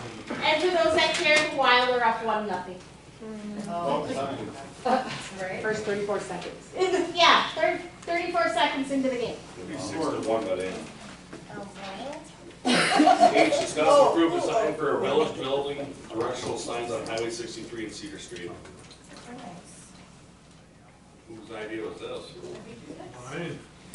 We can't put one up, it's a billboard, it's already been banned from town. yeah. No, this is, yeah, you know what these are. These are those shoddy looking signs at the corner up here that need to be replaced. Why do we want a shoddy looking sign? Oh, because. You mean the one that has the police department the wrong way? Yes, that too. So, This is but this is out they're here. all like flaking and they're Out here. terrible. They're on 63. Yeah, do you know that, Graham, it still says Fleet Service on that sign. Fleet Service hasn't been in business since 2003. We're working on that one. This is right at, Working, I've been here. this is right at Cedar and 63. Yeah, out here. Yeah. You So said is it up to out us to here. pick one? I don't know what Yeah, direction. we're This going- way, Graham? No, right Stick here. that way. This way. No, it's Graham, or no, it's Mark. no, it's Oh, there. look which way he's pointing. Right by We need to Nielsen's. take a recess and go. Right to the left. Do we need to do a field trip? Apparently. So is it just up to us to decide which sign then, is that what we're doing here? No, you don't have to do anything, I Can want to throw it, yes, you can. Can I make a recommendation we bring this to Baldwin Streets? Yeah. I'm a big advocate for these signs, and I've been an advocate for how many years? And if we're gonna change one sign, I I'd like to see signs for the schools. I've sent you some copies of like different. Yeah, and that's kind of what this, But I think green. It's a yeah, terrible color. Yes. Even as a Packers fan. I mean, I know green designates like the DOT for yeah, public, and I don't know if that's a DOT requirement for those specific signs. but I I don't think I so. Remember, we don't talk to the DOT anymore, we Yeah. just do it and ask for forgiveness. Not permission. And I know the police station moved, but, I mean, if we come up with some of our own signs. So we'll bring it up to, or we'll have it in the committee meetings, we'll have to. Maybe the signs could Because match each we other. wanted to include some of our parks too, right? And no DOT, we're not waiting 3 years for Yeah, approval. we'd have different signs. Yeah, this is just a kind of a starting point. Either way, It I think we want shows all us- for uniform, Yeah. right? So we just wanna still have Kind an of shows idea us. of color, style, shape. Yeah. Rounded Is edges. that a motion? Yep, is that a motion, Matt, to go? Well, Streets and buildings. Streets and buildings, yeah, that's Yep, fine. it's motion, Yeah. second. A motion and second, bring that back to streets and buildings for further review. Questions, comments? All in favor, say aye. Aye. Opposed? Another pay request. Aye, discuss approved wastewater treatment plant pay request 30 for R.J. Durowski for $53,820. What is this? Come on up, Graham. This is for the thicker work that was done to install. Did he fix the drainage? Does the water go to the drain now, or does it go away from the drain? You'll see in that memo from Jeremiah, we hold 52,250 retainage. We recommend it's retained until floor slopes are resolved, which is what they're supposedly gonna address here any day now. We're trying to get to 100 pay requests for that sewer plant. Right, playing DMS. So they solved the thickener. RJ had subcontracted Aver and B&B Electric. Moved all the pipe work, electrical all done. So it's functioning really well, actually. It's working well. Everything got painted, everything needed to be done, got done. The only thing we're waiting on now is some motors gotta be switched out to explosion proof. They're there, they just gotta be installed on the machine. So Paul, can we approve this barring they fix the floor per Jeremiah went, so we don't have to deny this right now and then do it all over again another month, so we can just be done? I mean, most of the work's been done, other than they gotta basically shave the floor down a little bit. Well, that's where the Get to the- retainage. That's retainage. Well, that's different. Yeah, so this is for the work done for the thickener part, and then the retainage is, he doesn't want us to pay that yet until they fix the floors, basically. We're holding half the money Yep. Oh. Just withhold the retainage. Okay. Motion to approve pay request 30, $53,820. Motion second. Questions, comments? All in favor, say aye. Aye. Opposed? So to bring up the mystery retainage there, were there issues with those contractors? Because sometimes the contractor will say, I don't want to deal with it, I'm just gonna walk away. And they keep There might have been. retainage, and I don't want to, what I can fix. So, EMS building? yeah. We got some issues. Oh, there's lots of issues.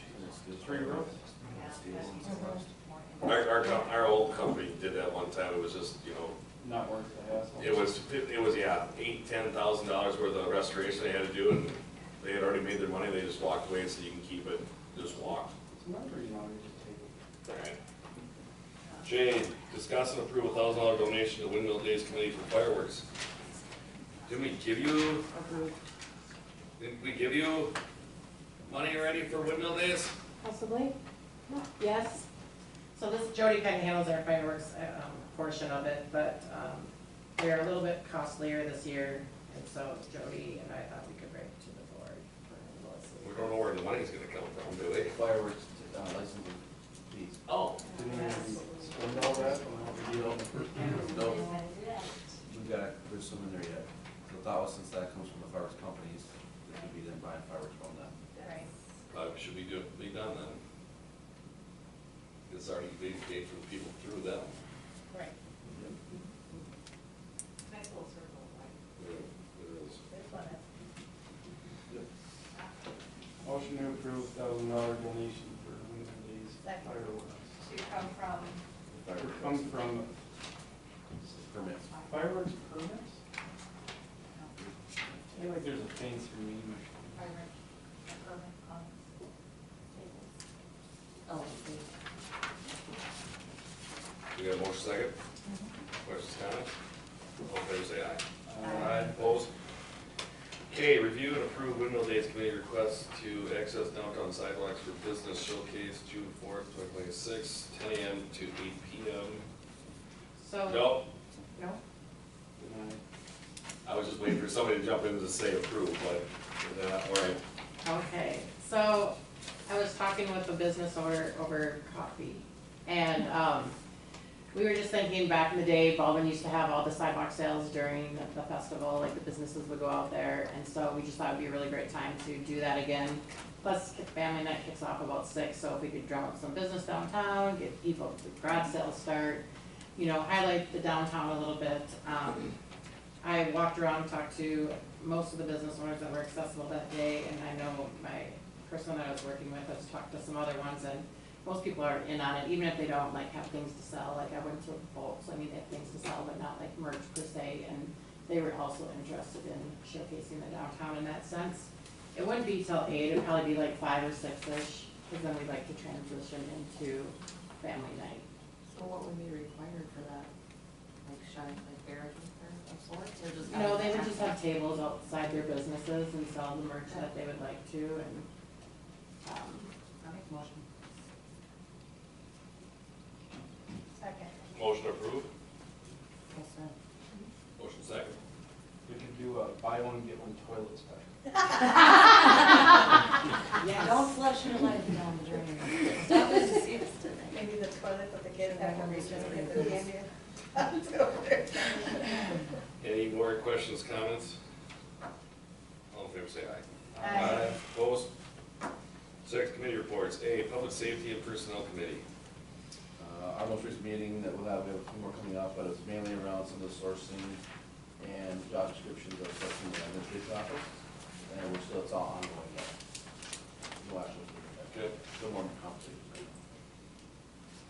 April 27th, 2026, Special Planning Commission meeting, kind of plan update. Minutes, you got the minutes in front of you. Amy was probably here, Mark was here, I was not here. I'm sure it's just a continuing, update. Yep. continuing on comp plan. The May meeting was moved to May 26th because May 25th is a holiday. So if anyone does come to those comp plan meetings, it is the 26th of Tuesday. Maybe a little more. I was fine because I'll be here, but no one else wanted to. I would say that was All right.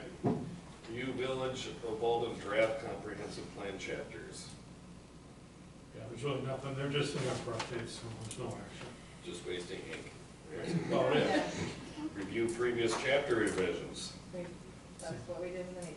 Yeah, it's just. You just like typing on this stuff. for Yeah, this why, agenda, don't why'd you? you put these all in It's here? kind of fun.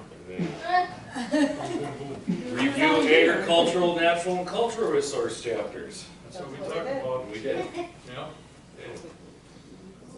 On May 4th, we had the 2026 Planning Commission meeting. You can see the minutes. Number, that's 6 there, discuss and possibly have recommendation for the conditional use permit for over 7 lot addition was recommended for tabling because they didn't bring what they needed yet, so. If you wanna table that, we can table it, cause that's what was asked, and that's what we're recommending you to table it. Motion to table. We did it committee. so we Second. have to do it here. Yeah, it's all recommendation for the village board. Yeah. Motion second, table, the Whiskas thing, we have 7 lots. Questions, comments?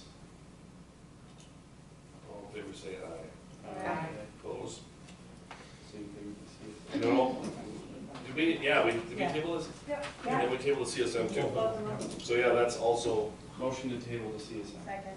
motion second, questions, comments? All in favor, say aye. Aye. Opposed? We went to Lamar already, further discussion on rental.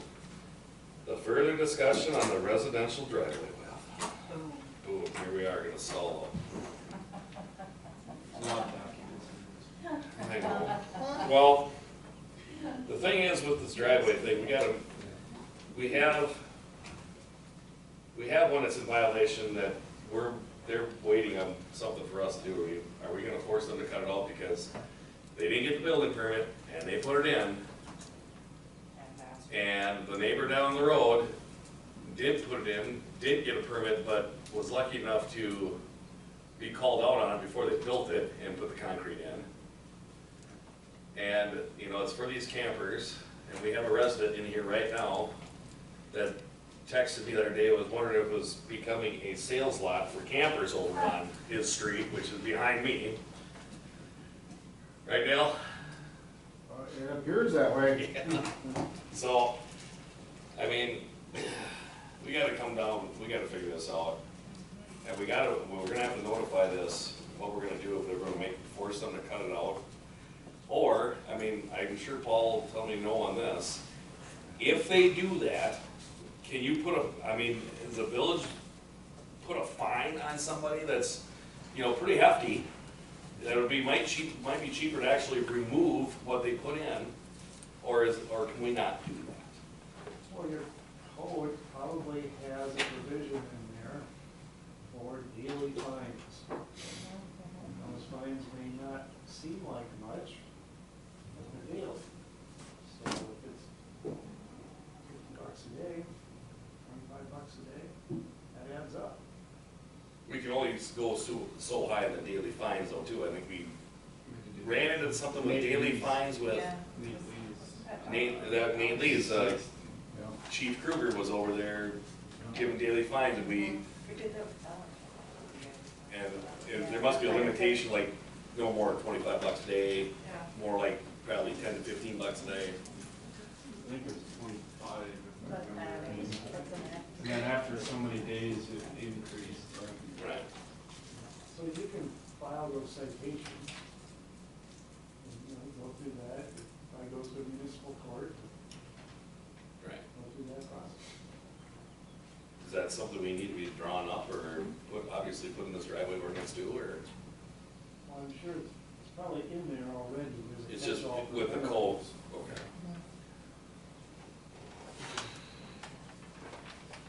There was proposed revisions, and I have them up on here, out there, that the planning commission recommended. So if the board is good with those, then I recommend having them, again, the attorney advise the language to reflect that. And then we'll bring it back to the planning commission and the board next month. Right, but the planning commission did agree, correct me if I'm wrong, Amy, that it was a very vague description. So do we let this one person get away with this? Or not? I thought there was a bunch of them. Now, there's kind of. There are a bunch of them over that, well, I know one of, he moved the stakes and he's, you know, 3 inches off the property line, which, you know, it's supposed to be 3 feet. Delineation of when the village started requiring permits. Was that like 2018? 2018 is when we Yeah, started 2018. So making anything, permits for driveways. I would tell you, anything before 2018, forget about it. But anything after 2018, I suppose is, you know, could be, we'd start sending letters out. I think we should. I mean, these people didn't, one of them knew he had to get a building permit. He knows. I know for a fact he knows. Another one was just moving stuff around to fit his driveway in there because everybody wants their driveway just a little bit bigger to fit their 3-car drive without having that angle. Regardless of whether they do or do not know, it is your obligation as a homeowner to know. Or people look into it. I'm gonna say ignorance is no excuse. Doesn't matter either way, and I don't care who did it. That's not how it works. Ask them, don't know. Yeah.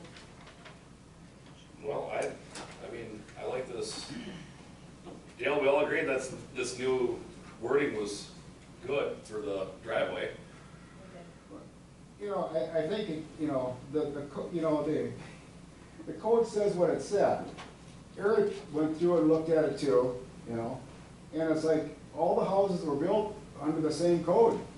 The driveways were put in under the same code, and then after the fact, you have a driveway that's put in without a permit, number one, and number two, not in compliance.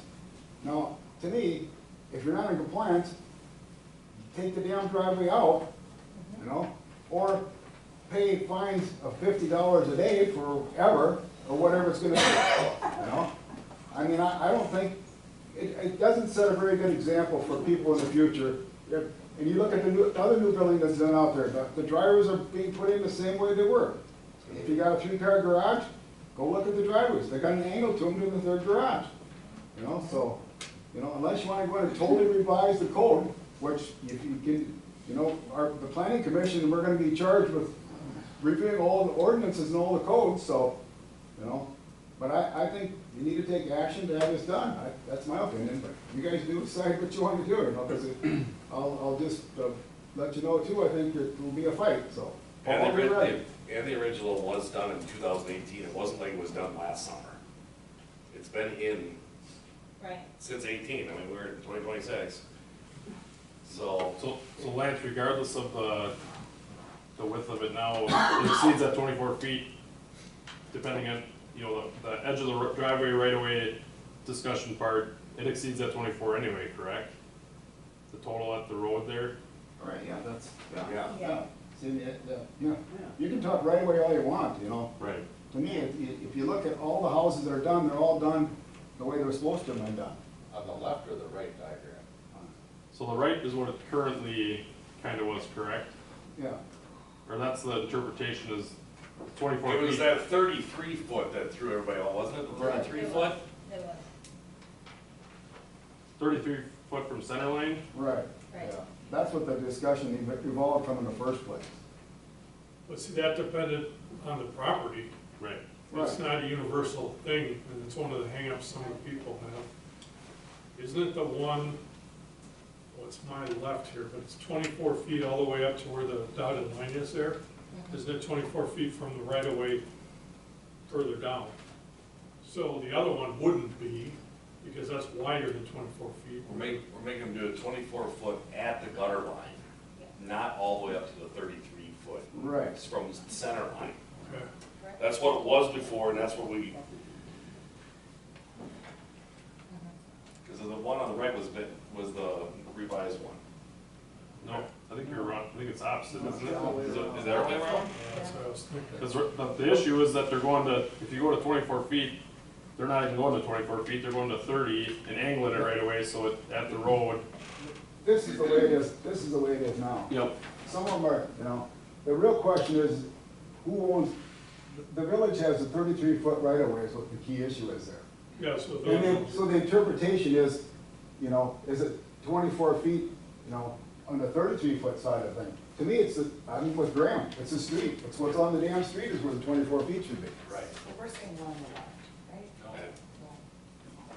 We're trying to get it more concise, from what I understand, to be like on the left there, so that the right of way is at 24 feet, correct, Dale, or not? Right.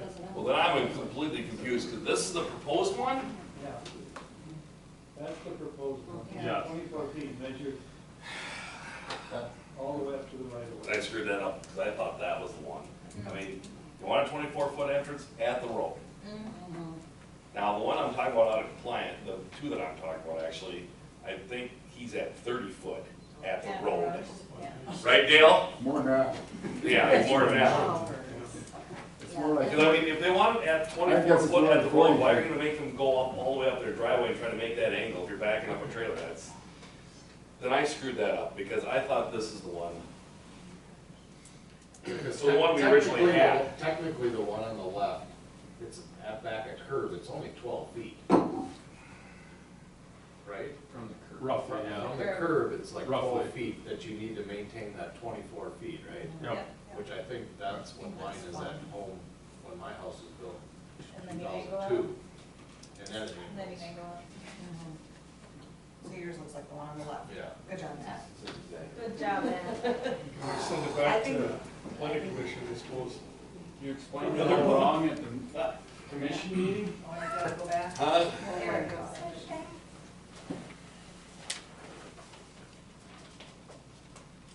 The one on the left makes the most sense. It's gotta be the one on the left, because Mark's verbiage is to change it to the right of way, that would reflect on the left one, not the right one. Boy, Christine, this is getting right up there with skateboards. I love it, I'm bringing skateboards back. You bringing skateboards No. back? Wild Rush right now. Well, all right. Maybe you want to I say bring it back to planning commission, because I screwed this up then myself. I thought we were at the one on the left, we're going to the one on the right, and somehow I got my stuff messed up. But there's two issues. One is you're gonna change the code. The other issue is what's taking place. So you have two different issues to me. But until we get it settled, it's hard to do the enforcement letters. I mean, some of them that are 30 feet at the street, obviously we could send them. Well, Dale, you're on the planning commission with me, we can do that. Yeah, right. We can Well, figure it all out there. That's it. Well, bring it back to planning, but I think we get Eric needs to give us a fuller explanation, I think. Because he was partially giving us an explanation at the planning committee originally, but we never got any further into any further detail to really come up with what the answer should be. So bring it back to planning. Yeah, good idea. So you don't have to do anything. So the other thing you need in there is a setback on the property line. So they're not building driveways right up to the property line.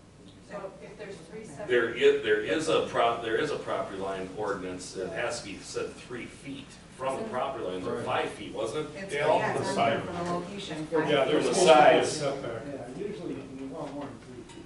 Yeah, there is one. 5 feet. It's 5 feet. I know we looked it up once because we measured it, and the guy's got it 3 inches from the property line. What? 3 inches.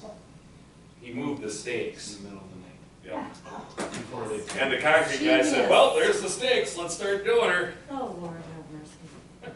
Oh, yeah. Okay, we don't have to make any motion on it, it was just further discussion. We'll bring this back to planning and we'll revise this with layman's terms. And then you can come back as 3 separate topics, because there's 3 separate issues. Yes. Well, you kind of answered the enforcement one.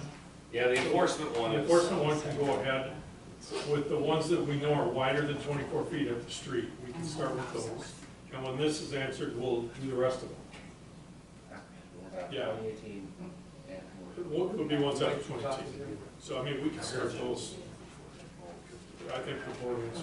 All right. Okay. Discuss, I brought this up, discuss and recommend a moratorium on development of data centers. I brought this up because of what happened over in Hammond here last week. We have been writing an ordinance for data centers, and if we do this moratorium, we can do what, 1 year? Up to 18 months, or? And we can pick and choose, we don't have to like shut down all building, we can just say it on data centers.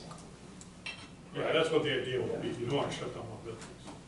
So that'll give us plenty enough time to get a very good ordinance, and it's not like a pressure, because Mark Donker's good, I brought it up to him, and said we need to get moving on this in February. Not thinking that by April, something was already gonna go to, start asking Hannah, so. But to solve this was a moratorium, so it gives us time to make a detailed ordinance that'll work.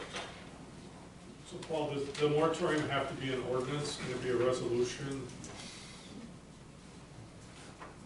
I would make it an ordinance, Okay. and it would just expire on its own. So again, the plan was, if the board was behind this, we will come back with a draft ordinance for the planning commission. So I'm definitely gonna need help with that. Yeah, you need to define what a data center is. I was just gonna say that.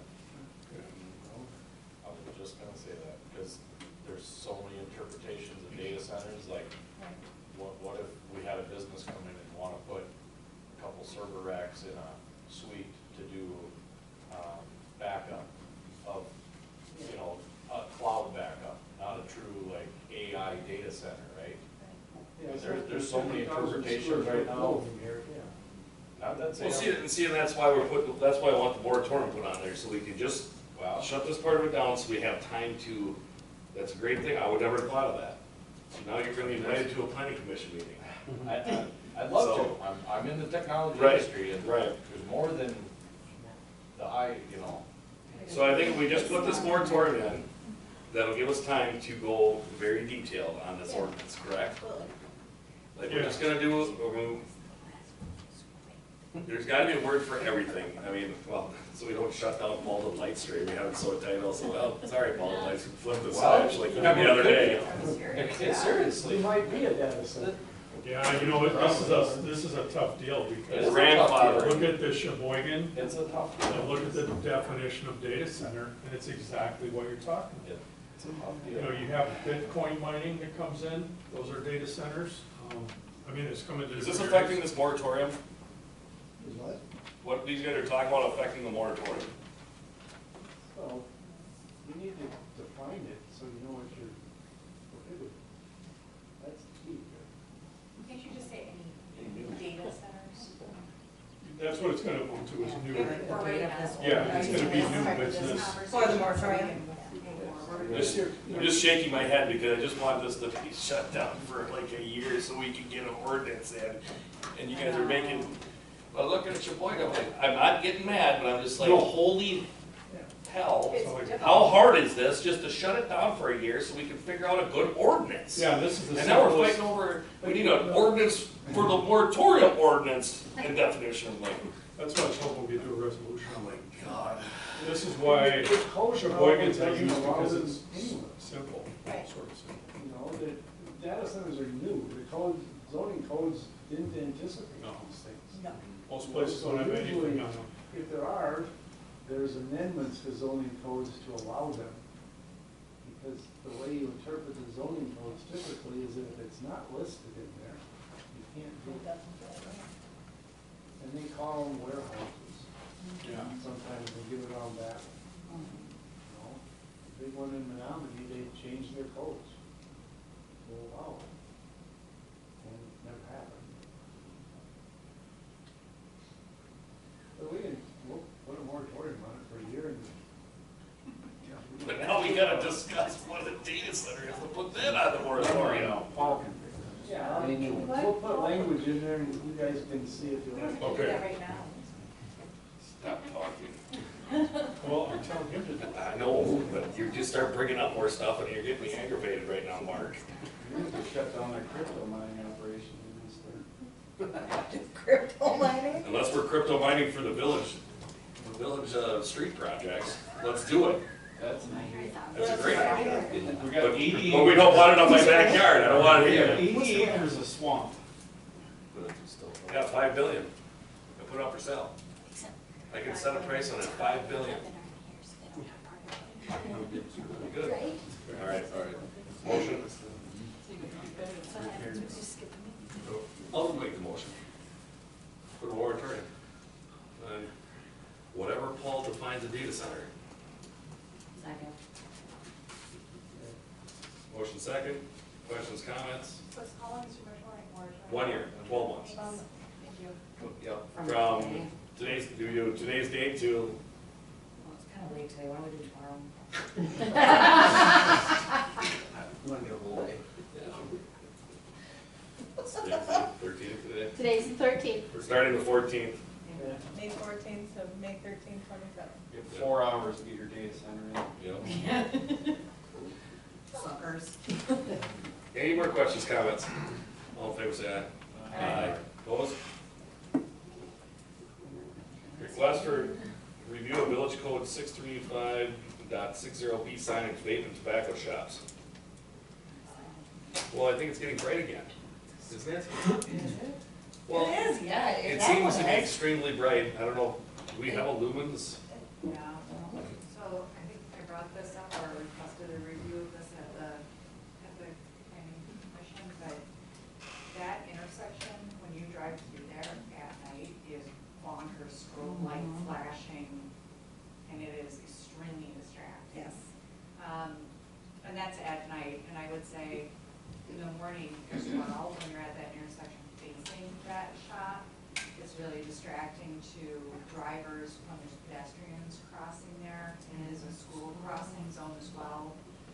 And so I requested a review of one, the ordinance, which is flashing, rotating, brilliant, intermittent parts or lights, blah, blah, blah, so on and so forth, specifically at that intersection for safety concerns. Like, yeah, you're right, Bill, then. Some of that stuff down, we'll put it to planning. Great. That'd be Might just be more of an enforcement issue, but. I like hanging out with Dale Crowley for a long time, anyway, even with my neighbor. We'll hang out and we'll get this figured out, right, Dale? Good, brother, yeah. Does it even have to go to planning? Isn't it- We'll get the signs figured out, that's for sure. It's more of an enforcement. It's already in there, what they can't have. Well, do you want us to review it, and then we'll still look at it? I would say review it's it? an assessment. I have my opinions about that, but I would like an independent party to come back to the commission to review it.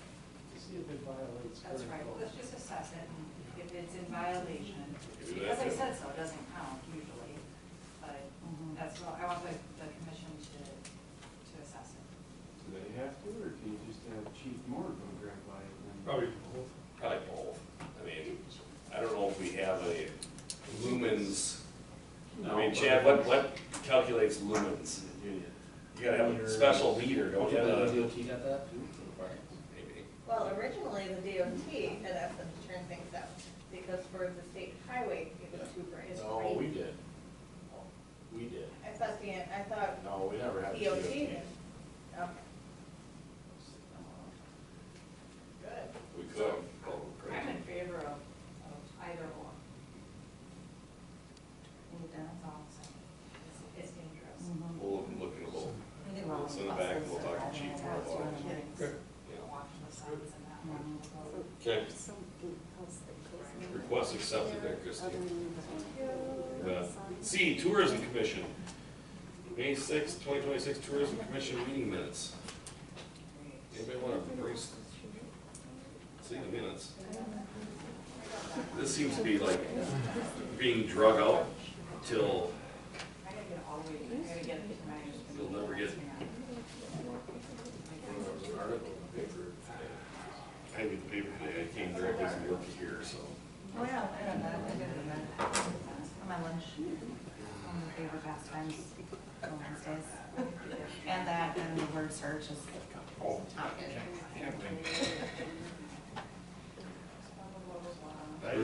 So we're going through the process of picking one yet? We already did. No. Actually, so let me clarify one thing.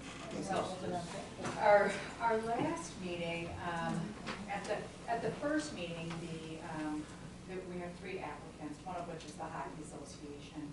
And at that first meeting, the Hockey Association didn't have a representative there to speak. And at that first meeting, we spent a lot of time asking questions to the chamber. And when it was Windmill's time to speak, they got cut short on their time to speak because it circled back again to chamber and questions for the chamber. So when I opened the second meeting, it was an opportunity for each of the 3 applicants to speak at the meeting, again, about their application and their intent and the overall process to the committee, right? So that's what we opened with. And the Baldwin Hockey Association went over their application. And then we took questions from them and asked about their impact on hotels and other, let's say, tourism type impact on our community. And also, Windmill Days got up and gave a prepared, I don't want to say a real speech, but a prepared presentation based on some research that they had done about what this ordinance says, and then also their impact on Baldwin as well. The chamber brought their attorney with, and then they proceeded to tell the commission that the other applicants did not qualify and that they were the only entity that qualified. Well, who qualifies him to make that decision? It was an interesting statement. So it led to some further conversation, but ultimately we had more questions that the commission was asking. Or I would say it was a difficult meeting. So it wasn't, I would say it was contentious with the chamber, and I would say that, we're still working through what partnership looks like with the chamber. Still bringing up things of like litigation during these conversations where, I think the commission had thought that we had moved past those conversations, and we're trying to move forward with naming an entity that, to partner with. So we're, again, asking, and the commission's responsibility in all of this here is very much of asking good questions about financials and structure, and also, I would say just good business practice, right? Because like anybody that has village funds, we want to make sure that everything's in tip-top shape, right? And so we ask good questions, right? And I would say the answers were not necessarily forthright. It was difficult conversations. So we're still working through that whole process, because there's a lot of, I would say the part that makes this especially difficult is that the way that this is written is extremely vague. And so there's one party, or maybe two parties, doesn't matter, everybody has sort of an opinion about all of this gray matter, and these are being teed up as fact. And quite frankly, it's not, right? So just because you declare it is so, does not make it so. And that's where we're at, right? Is we're working through what is true fact and what is real here versus what is an interpretation of people. And again, I'm gonna go back to the words I used earlier, which is, I think there are passion topics in here for some individuals. So we just want to bring the tone down on these conversations, and as a committee, we want to move forward, and as a village, we want to move forward with this process. So we did go into closed session to have some further conversations about selecting an entity to partner with, which is, by the way, required. We have to select a tourism entity, and if there is one that doesn't qualify, then we need to go find one, right? There's lots of really good conversation that happened in closed session, but when we came out, we did state that it is our intention to partner with the Chamber of Commerce as a tourism entity, but that is contingent on a contract, right? Drawing up a contract of agreement between the committee and then also the chamber. So we haven't quite gotten there yet. I think there's been some declarations made, but that's not quite right. So there's that aspect of it. The other thing that we brought up as a part of that motion was that that contract will be for 1 year only. We do intend to distribute funds to all three applicants. And then in that contract, it will state what the percentages and dollar amounts are with each of the entities. And then, as a side note, the commission will visit the idea of removing the room tax altogether beginning in the year 2027. Because nobody can play nice in the sandbox. That's right. Weird. So, How that works out. well, that's how it gets, well, that's kind of how it goes, right? That's not what we want, but the way the process has been working so far is not value added for the village at all. So, and we want that to be a win-win situation. So we are very much hoping in this next meeting that we have coming up that we're going to have a strong pivot in a different direction here. And I think we're all very capable of it. I think we actually have a group of very capable people. And I think we have a situation here where the commission is stepping forward in good faith to say that we want to partner. And so that's the direction we're going to continue on until proven otherwise. So that's what we're doing on that one. A couple of other side notes that we had during the meeting. There were some requests for some funds, notably the Baldwin Farmer Market Bag, Windmill Days request for some funds and such. It's all listed here in those notes. And we did table all of that until we get things a little bit more settled with the tourism funds. To note, what we're talking about in Q1 for available funds is about $10,000, give or take, and I think it's, I think it's actually 13,000 and 70% of that is 10,000 or something along those lines. Those funds do tend to pick up from a historical standpoint in Q2 and Q3. And then again, a little bit in Q4, but the funds that we have available to us, right now are about $10,000 that we're talking about. And everything is collected in arrears. And I think that pretty well summarizes it. I got a couple questions. So I kept my nose out of this. I was invited into a closed session by you 2-3 months ago. Yep. And maybe Dara can help me on this one.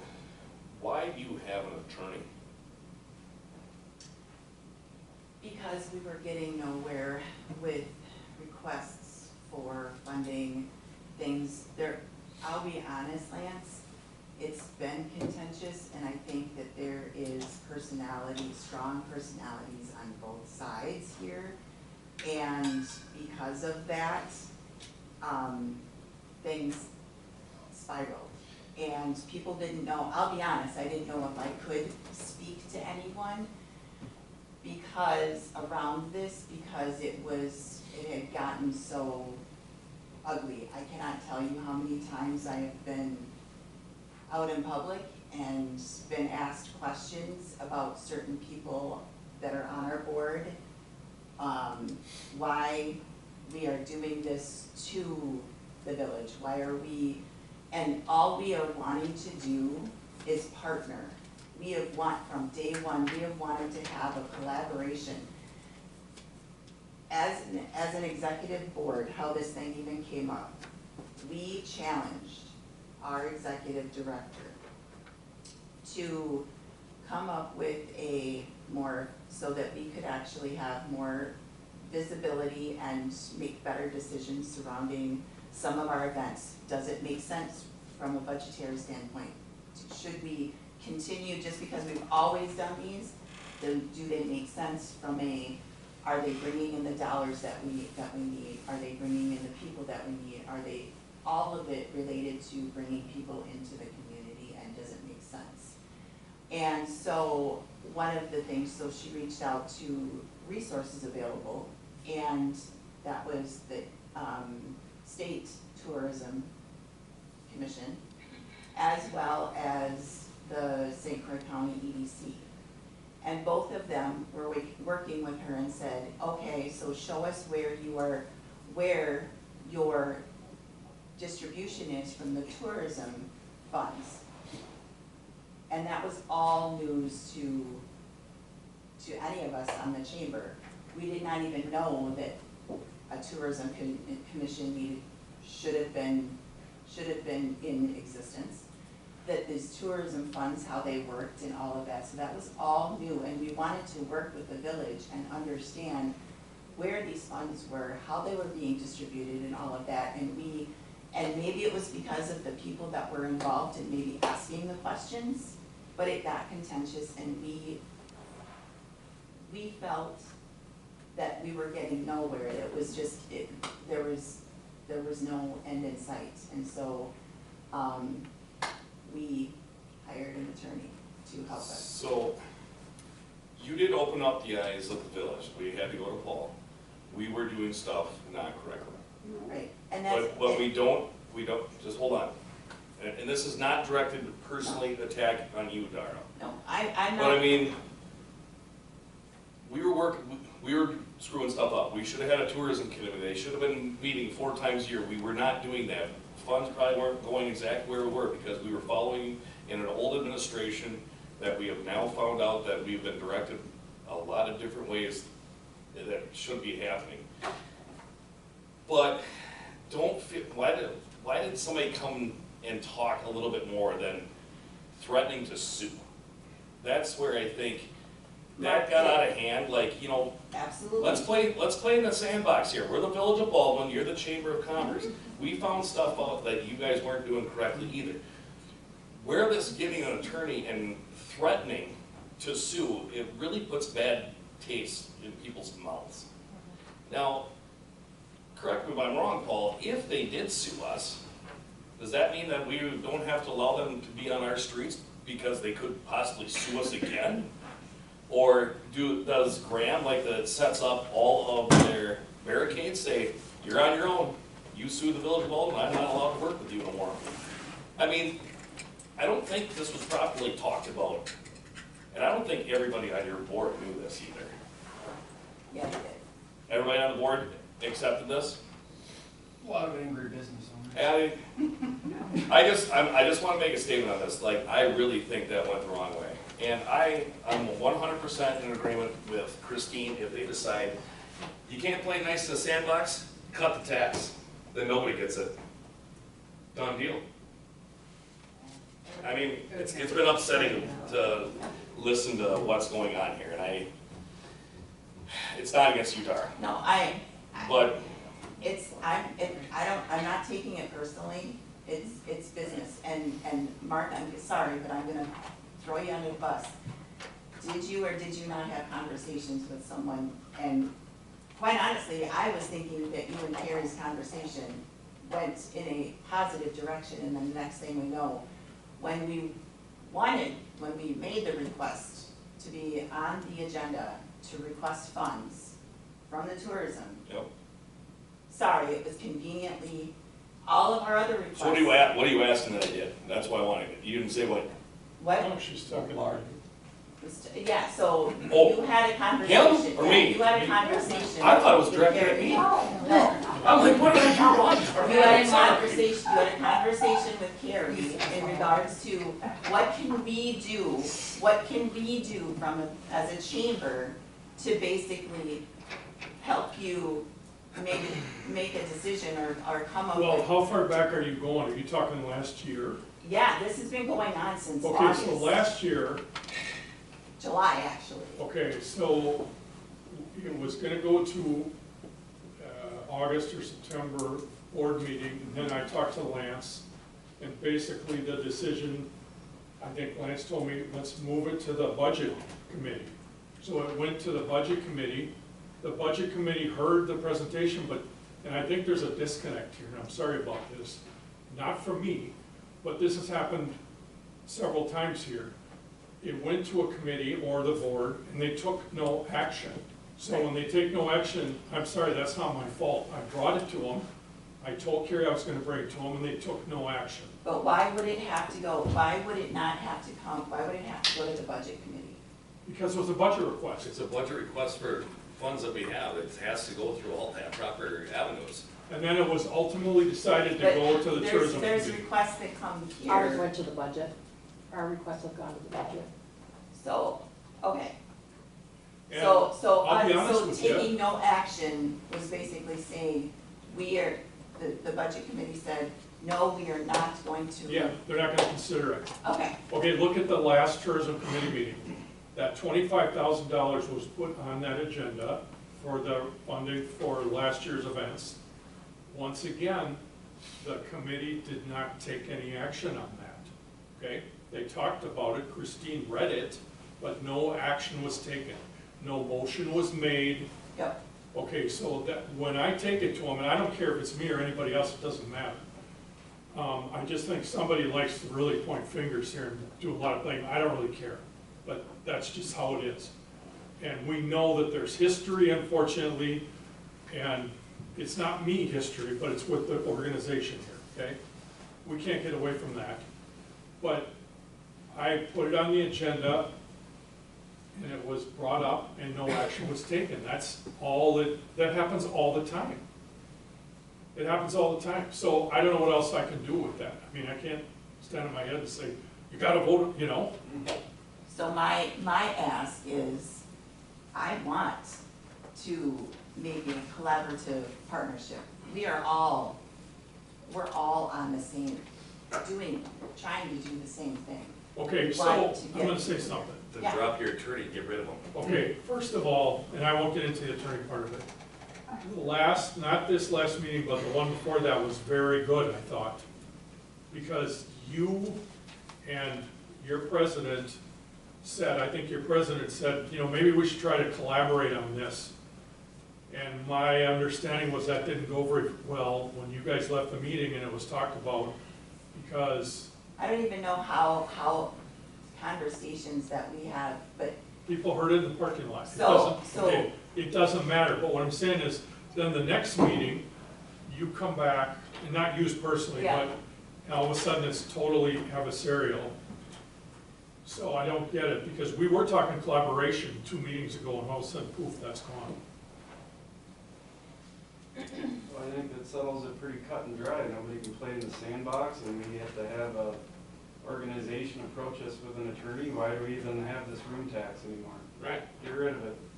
I mean, you No, can't. I think we were more, well, Hang on. I wouldn't You know, do I wouldn't do that because we're not interested in cutting off our nose to spite our face. Now, the first meeting that we had, it actually did go very well.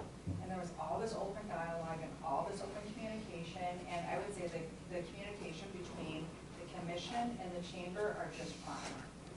But when that attorney enters the room, I'm not nice. I don't owe him anything, and I don't have to talk nice to him. I shut his stuff down. I am not going to listen to 45-minute lectures from your attorney. bully That is pulpit. not what those meetings are about. But I will have conversations with you guys all day long.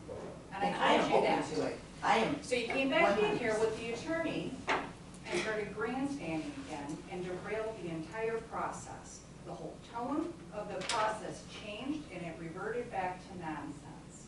So, when we close this last meeting, our commitment is that we're gonna try to draw up a contract to get this to work. And because it's a short-term contract, folks, it's about a year, right? It's a short-term contract.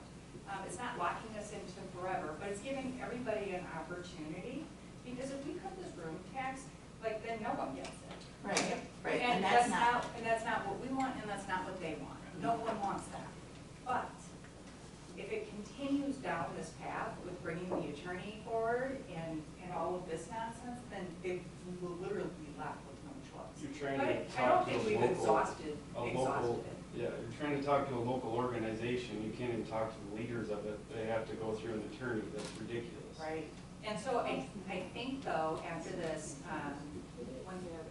after this last meeting, I really think that we're in a spot where we can move forward at the next meeting. And if we can't, then, well, you have my word that we'll call it as it is, right? And assess it as it is. But I really do believe the chamber members want to help the community. And I mean that from the bottom of my heart. I really do believe that. And as a board member, that is 100% the case. And I'm going to be very frank. I personally have a problem with a particular person sitting on the tourism commission that is also, she's the registered agent for the Windmill Days Committee, who is also one of the three organizations, who's also the treasurer of that, who's also very involved in other things. Not saying that that is not a wonderful thing, she does so much for the community, but it's a conflict of interest, and I know that that is where some of the contentions Still come. got the The conflict of You interest still is got the when you contract. benefit No, personally. excuse me, they talked, I'd like to say Yeah. something. She doesn't Because there's been a benefit lot of personally. talking Yeah, about it's chamber. always chamber talking. First off, Jody is on our board, and she is, but there's also a former hockey dad. There's also a former chamber member, president, that sits on that board too. And they could be, and they're a former chamber member now. So you're gonna get rid of all three of them? I think that's a conflict of interest. Yeah. What I have a real problem with is, and I think what's being missed here, is that this tourism entity, it's not about getting money to make Windmill Days great. It's not about getting money to make the Chamber Chili Fest great. This money, it should be a separate budget. And what it's supposed to do is to bring people to Baldwin. It has nothing to do with the chamber getting great or being a chili fest or anything like that. It has nothing to do with any of that. It has nothing to do with hockey having more tournaments here, although they, honestly, hockey puts all that money in there. They put the heads in the beds. Absolutely. Windmill Days, we're filling it up this year, and I can tell you how many hotel rooms we're filling this year. However, what it really comes down to is that money should go into building things that bring people to Baldwin to see how great Baldwin is. It isn't about growing each one of our organizations. It's about growing Baldwin and showing people how great it is. This is not showing how great Baldwin is. Point blank. No. So, kick the kid out of the sandbox that's slinging the sand. You know, it's simple. Let's work together on this. And I think these. Everybody needs to set their, And at that first meeting, their all three personal items organizations aside. were gonna work together. There was even talk of all three partnering together. And so I thought coming into this last meeting, it would be a different conversation. But oh no, the attorney got up there, people got hostile. I'm gonna tell you, it was uncomfortable. The tone coming from the other side of the room was awful. So much my heart was racing and I wanted to leave. Like, it was awful. And so I came in with a whole different expectation that, wow, maybe there'll be a sidebar where these three organizations who do good for our town would work together. That didn't happen. So I'm gonna end on this, just saying that you guys need to figure this out. Otherwise, I will be 100% from cutting all the funding and saying, no more room tax. I know you don't want this, I agree with you 100%, but. We don't want, nobody wants. But if you guys can't figure this out, don't threaten to sue the village, probably not a good idea, you know, and don't bully pulpit Christine at meetings. Okay, that's all I gotta say, we'll move on. Okay, yeah, go ahead. So, I mean, so there's no contract that's been approved, so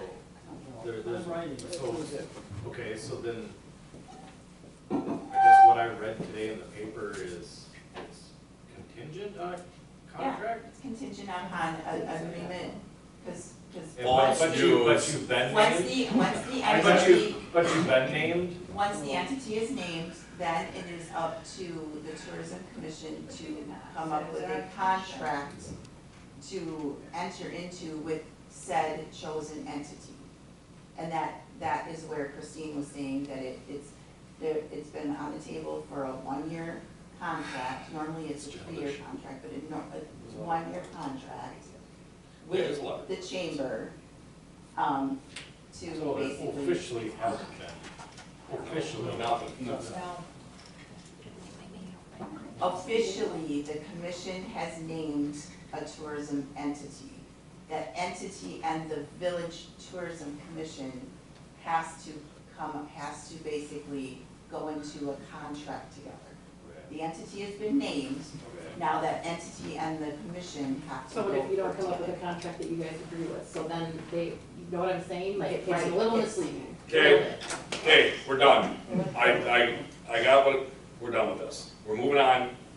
Everybody wants to get moving here, so you guys can figure that stuff out. As a board member, I got lots of questions, but. So the good thing is, you don't have to because the tourism commission handles it. You take your 30% of this tax and you can spend it however you want. Yeah, I'm not on the committee or commission, so, but does it come back to the board for approval? No? Oh, so the board has nothing really to say about this? Just no, other than, like, don't try to threaten us, and if they sue us, then we are now involved. And then that's not gonna be good. We just get to yield all the angry. I just, Right. And Got funding those.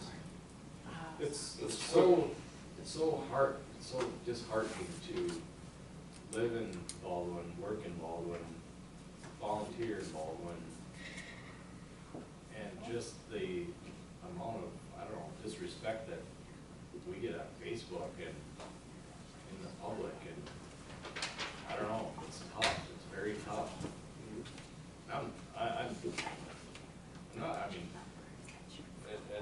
It's just so upsetting, you know, we're the good old boys, you know, when you look at all the comments, I don't know, I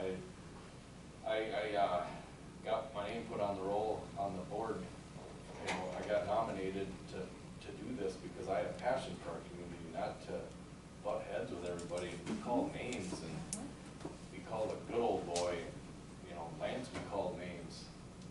This is my 2 minutes to do my public comment, but just, you know, and I could say, yep, I resign from this board. But you know what? I didn't see anybody here at caucus. You know, it can be put out on Facebook, on the table of community, whatever. You know, some of us don't even get our comments put on there because we get denied. Is it because it's my name? Is it because I'm a board member? That's rough, you know, you want public comments added back to the board, but someone can't put our comment on, you know, and, you know, just because somebody doesn't have disrespect for Lance or any of us, I guess, I mean, that's democracy, right? And I get it, and I just don't wanna see this community butting heads. We all just gotta get along, and it's very hard, it's so hard. And if someone can do this any better, then come to caucus. I'd love to see a whole bunch of names. I mean, I'm here for the community, and I'm here to, you know, to make decisions and see Baldwin grow. I mean, it's so hard, it's very hard. That's it, that's my report. Yeah, sounds good. Department heads, village engineer not here, do you have a report? We don't need no report from him, good. Nope. Public Works, Graham, cool, done, thank you. Alright. You see my report, we've been working on repairing, snowplow damaged boulevards, grass, dirt and grass seed. Active tree service, grinding all the stuff that they cut down those ash trees and boulevards through other parks. Been doing the same thing there, cleaning them up. Putting new black dirt in there, seeding them. We will be planting new trees in some of the areas where appropriate. Not just ash trees, we're gonna mix it up and have different varieties so that they don't die when the next disease comes. The composite brush area, the compost and brush area was cleaned up, reorganized a little bit from the winter for the spring cleanup days, which was held at end of April. We hauled up the ash that builds up and whatnot, and just kind of tidied it up. And this is recent with the temperatures at night finally being above freezing. We've been turning on the park bathrooms finally, getting them back open. We had a lot of requests when it was still freezing at night, but we just don't have problems. So we held off as long as we could until the weather overnight straightened out. Been filling potholes, cold mix. We're having some cold mix from Trumbull County where we get our mix from. We've been spray patching when the weather's been a little bit warmer. Temporary hot grid was taken down, put away. We added boulders around the edge of it for now for keep people off the grass and for temporary parking for the summer season for all the tournaments and whatnot, so additional parking. Craig just met with the Valley New Tree Planting for replanting those trees we cut down. We did some shouldering. By Donaldson's, there's a spot where we shoulder out kind of on the outskirts of town with certain areas we shoulder. Just from plowing and whatnot, gravel gets down and makes a lip, so we shoulder it, fill it back in with gravel that we have, make it so it doesn't break away the sides of the road. Trevor and Zach installed poles and solar lights for the walking path, which would be between the EMS and 12th Avenue, Pleasant Avenue area. We just felt it would be a little safer if there's lights back there, so put up some telephone poles that we got from the electrical poles that they replaced throughout town. We were able to snag some, so we used them to just put them in there, and it looks pretty good. So did that. Like I said before, the new sludge thickener was installed. The thickener's been working really well. That thing's thick, but it's thickening more than what it should, not more than what it should, but we're getting it plenty thick. Everything kind of, as we hope it would work, is working pretty well, so we're pretty happy with how it's performing. We did have a lift station pump at the industrial lift station, which is right by Dollar General there. Failed. Actually, they just put it in, I think it was yesterday. They repaired it and put it back in. It was a 5 or 6 year old pump. The propeller on it kind of imploded or whatever and was messed up, so they fixed it and put it back in. As we talk about phosphorus here, Moose worked his butt off to get that 6-month phosphorus limit met. So we ended up, our 6 month, which is end of April, was our 6 month, 0.067 parts per million. Our permit is 0.075. So Moose, he's working hard to keep it at that level. It takes a lot of effort to maintain that low level limit that we have. He's been working really hard at it and doing a great job. The pickup truck that we ordered, this isn't on there, but should be in actually tomorrow, they told me. We'll see if that actually happens. Today we did service learning day for the school. The high school students came to the Mill Pond and Creamery Park and did mulch around the trees all throughout the park. So that was super nice. Got pretty much all the trees done. We had just a tiny bit of mulch left over. Did they clean up the ditches for Ashley? Not so much for me. No, I've I don't had think they had complaints. enough kids to, we barely had enough for them to do the mulch, so they did not. Senior skip day? Could have been. Probably. Who knows? Matt, did you get soaked in that bake sale today too? No? 15 kids coming in with all Oh, I tried not to make eye contact. I knew I'd buy a bunch of There's crap. too many of them not to buy them. Yeah. Okay, Grant, continue on. I just have one more thing here. We got Jeff Walquist back mowing at that large mower. Tony Vigo is cemetery mower guy. Gary Smith is the other zero turn that we have that mows throughout the parks and whatnot. Those guys are back. They've been mowing since probably April 15th-ish, middle of April roughly, with the grass growing good. And we do have Brady and Brody, our dynamic duo, coming back for the summer to help us. Dynamic duo. Yeah. So, those guys are coming back and we'll utilize the heck out of them. They're good weed book people and whatnot. That's all I got. Perfect, thanks. We had a Village president of Hammond works for Village. That's a headline. That's a headline. I recognize the name.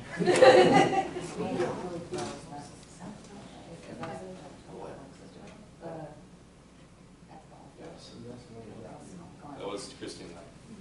Back to you, Beth.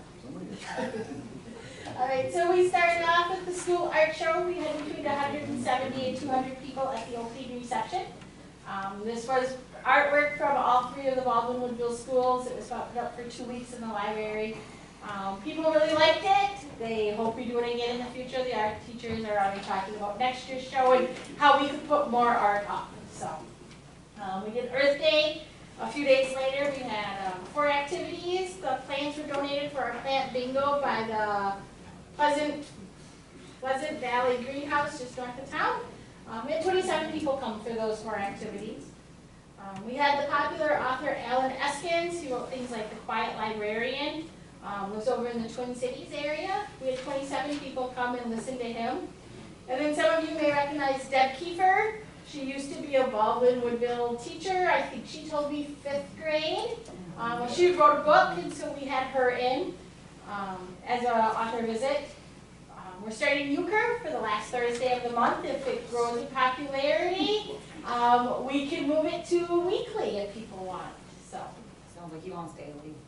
Daily. In the wintertime, I'll come play you here. We'll teach you cribbage. That covers your covers. No idea what I'm doing.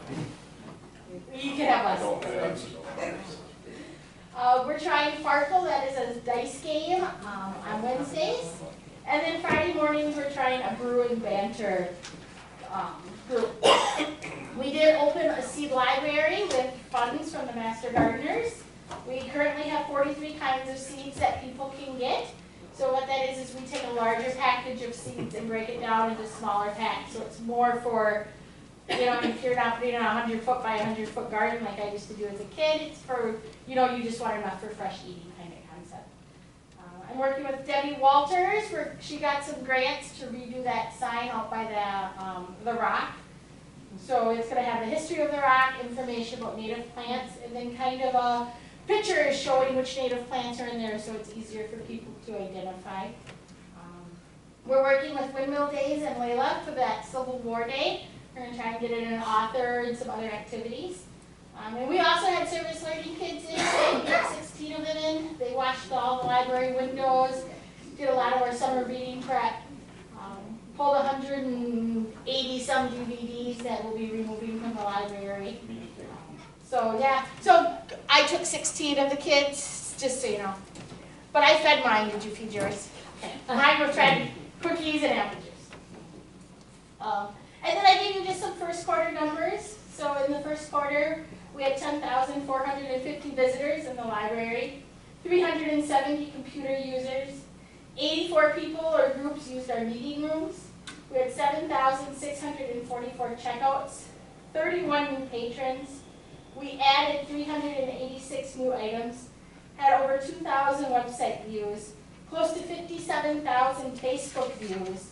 We offered 171 programs and had 1,739 program participants, and that was just the first quarter. Question? I would just like to add that Mrs. Bowles' second grade class is also official publishers and authors. Not sure if you were aware of that. I was not aware of that. Yeah, they had a book published. It's really cute. If you want a copy, I can give you the link. Yes, yes. It was really adorable. It'd be fun to at least see. They were very excited. You can buy a hard copy or a hardcover or whatever the other one is, but I thought it was cute. Anyway, we'll connect. Sounds good. Thanks, Beth. Mark. The only thing I have is I'm gonna be leaving tonight for Green Lake, attending the next 2 days, the UW Extension Connecting Entrepreneurial Communities. That's about it. Down there. Green Lake's down by Madison. Milwaukee. No, it's close to Oshkosh. Wow. Both That's wrong. Fond du it. Lac, Fond du. Never Superior? No, I think it's Oshkosh.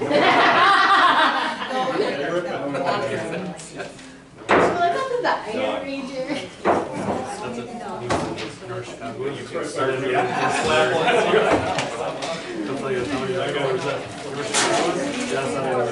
right, so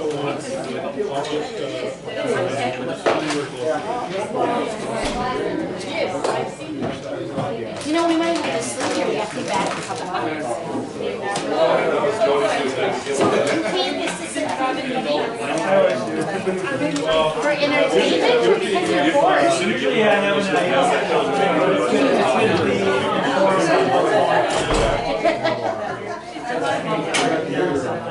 Whether you want to be or not?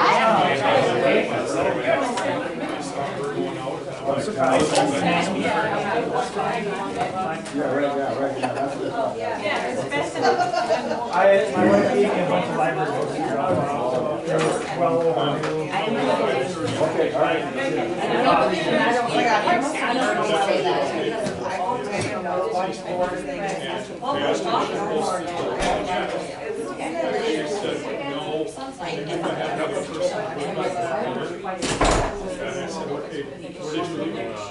where the checks are. No, where was he talking about? Initially, we didn't- Congrats. Congrats on the job. Yeah. No, you know, Well, okay, maybe you should. Yeah.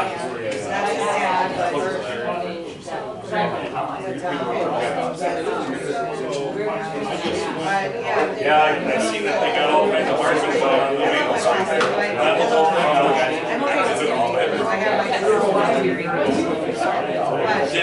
Did we check out gravel?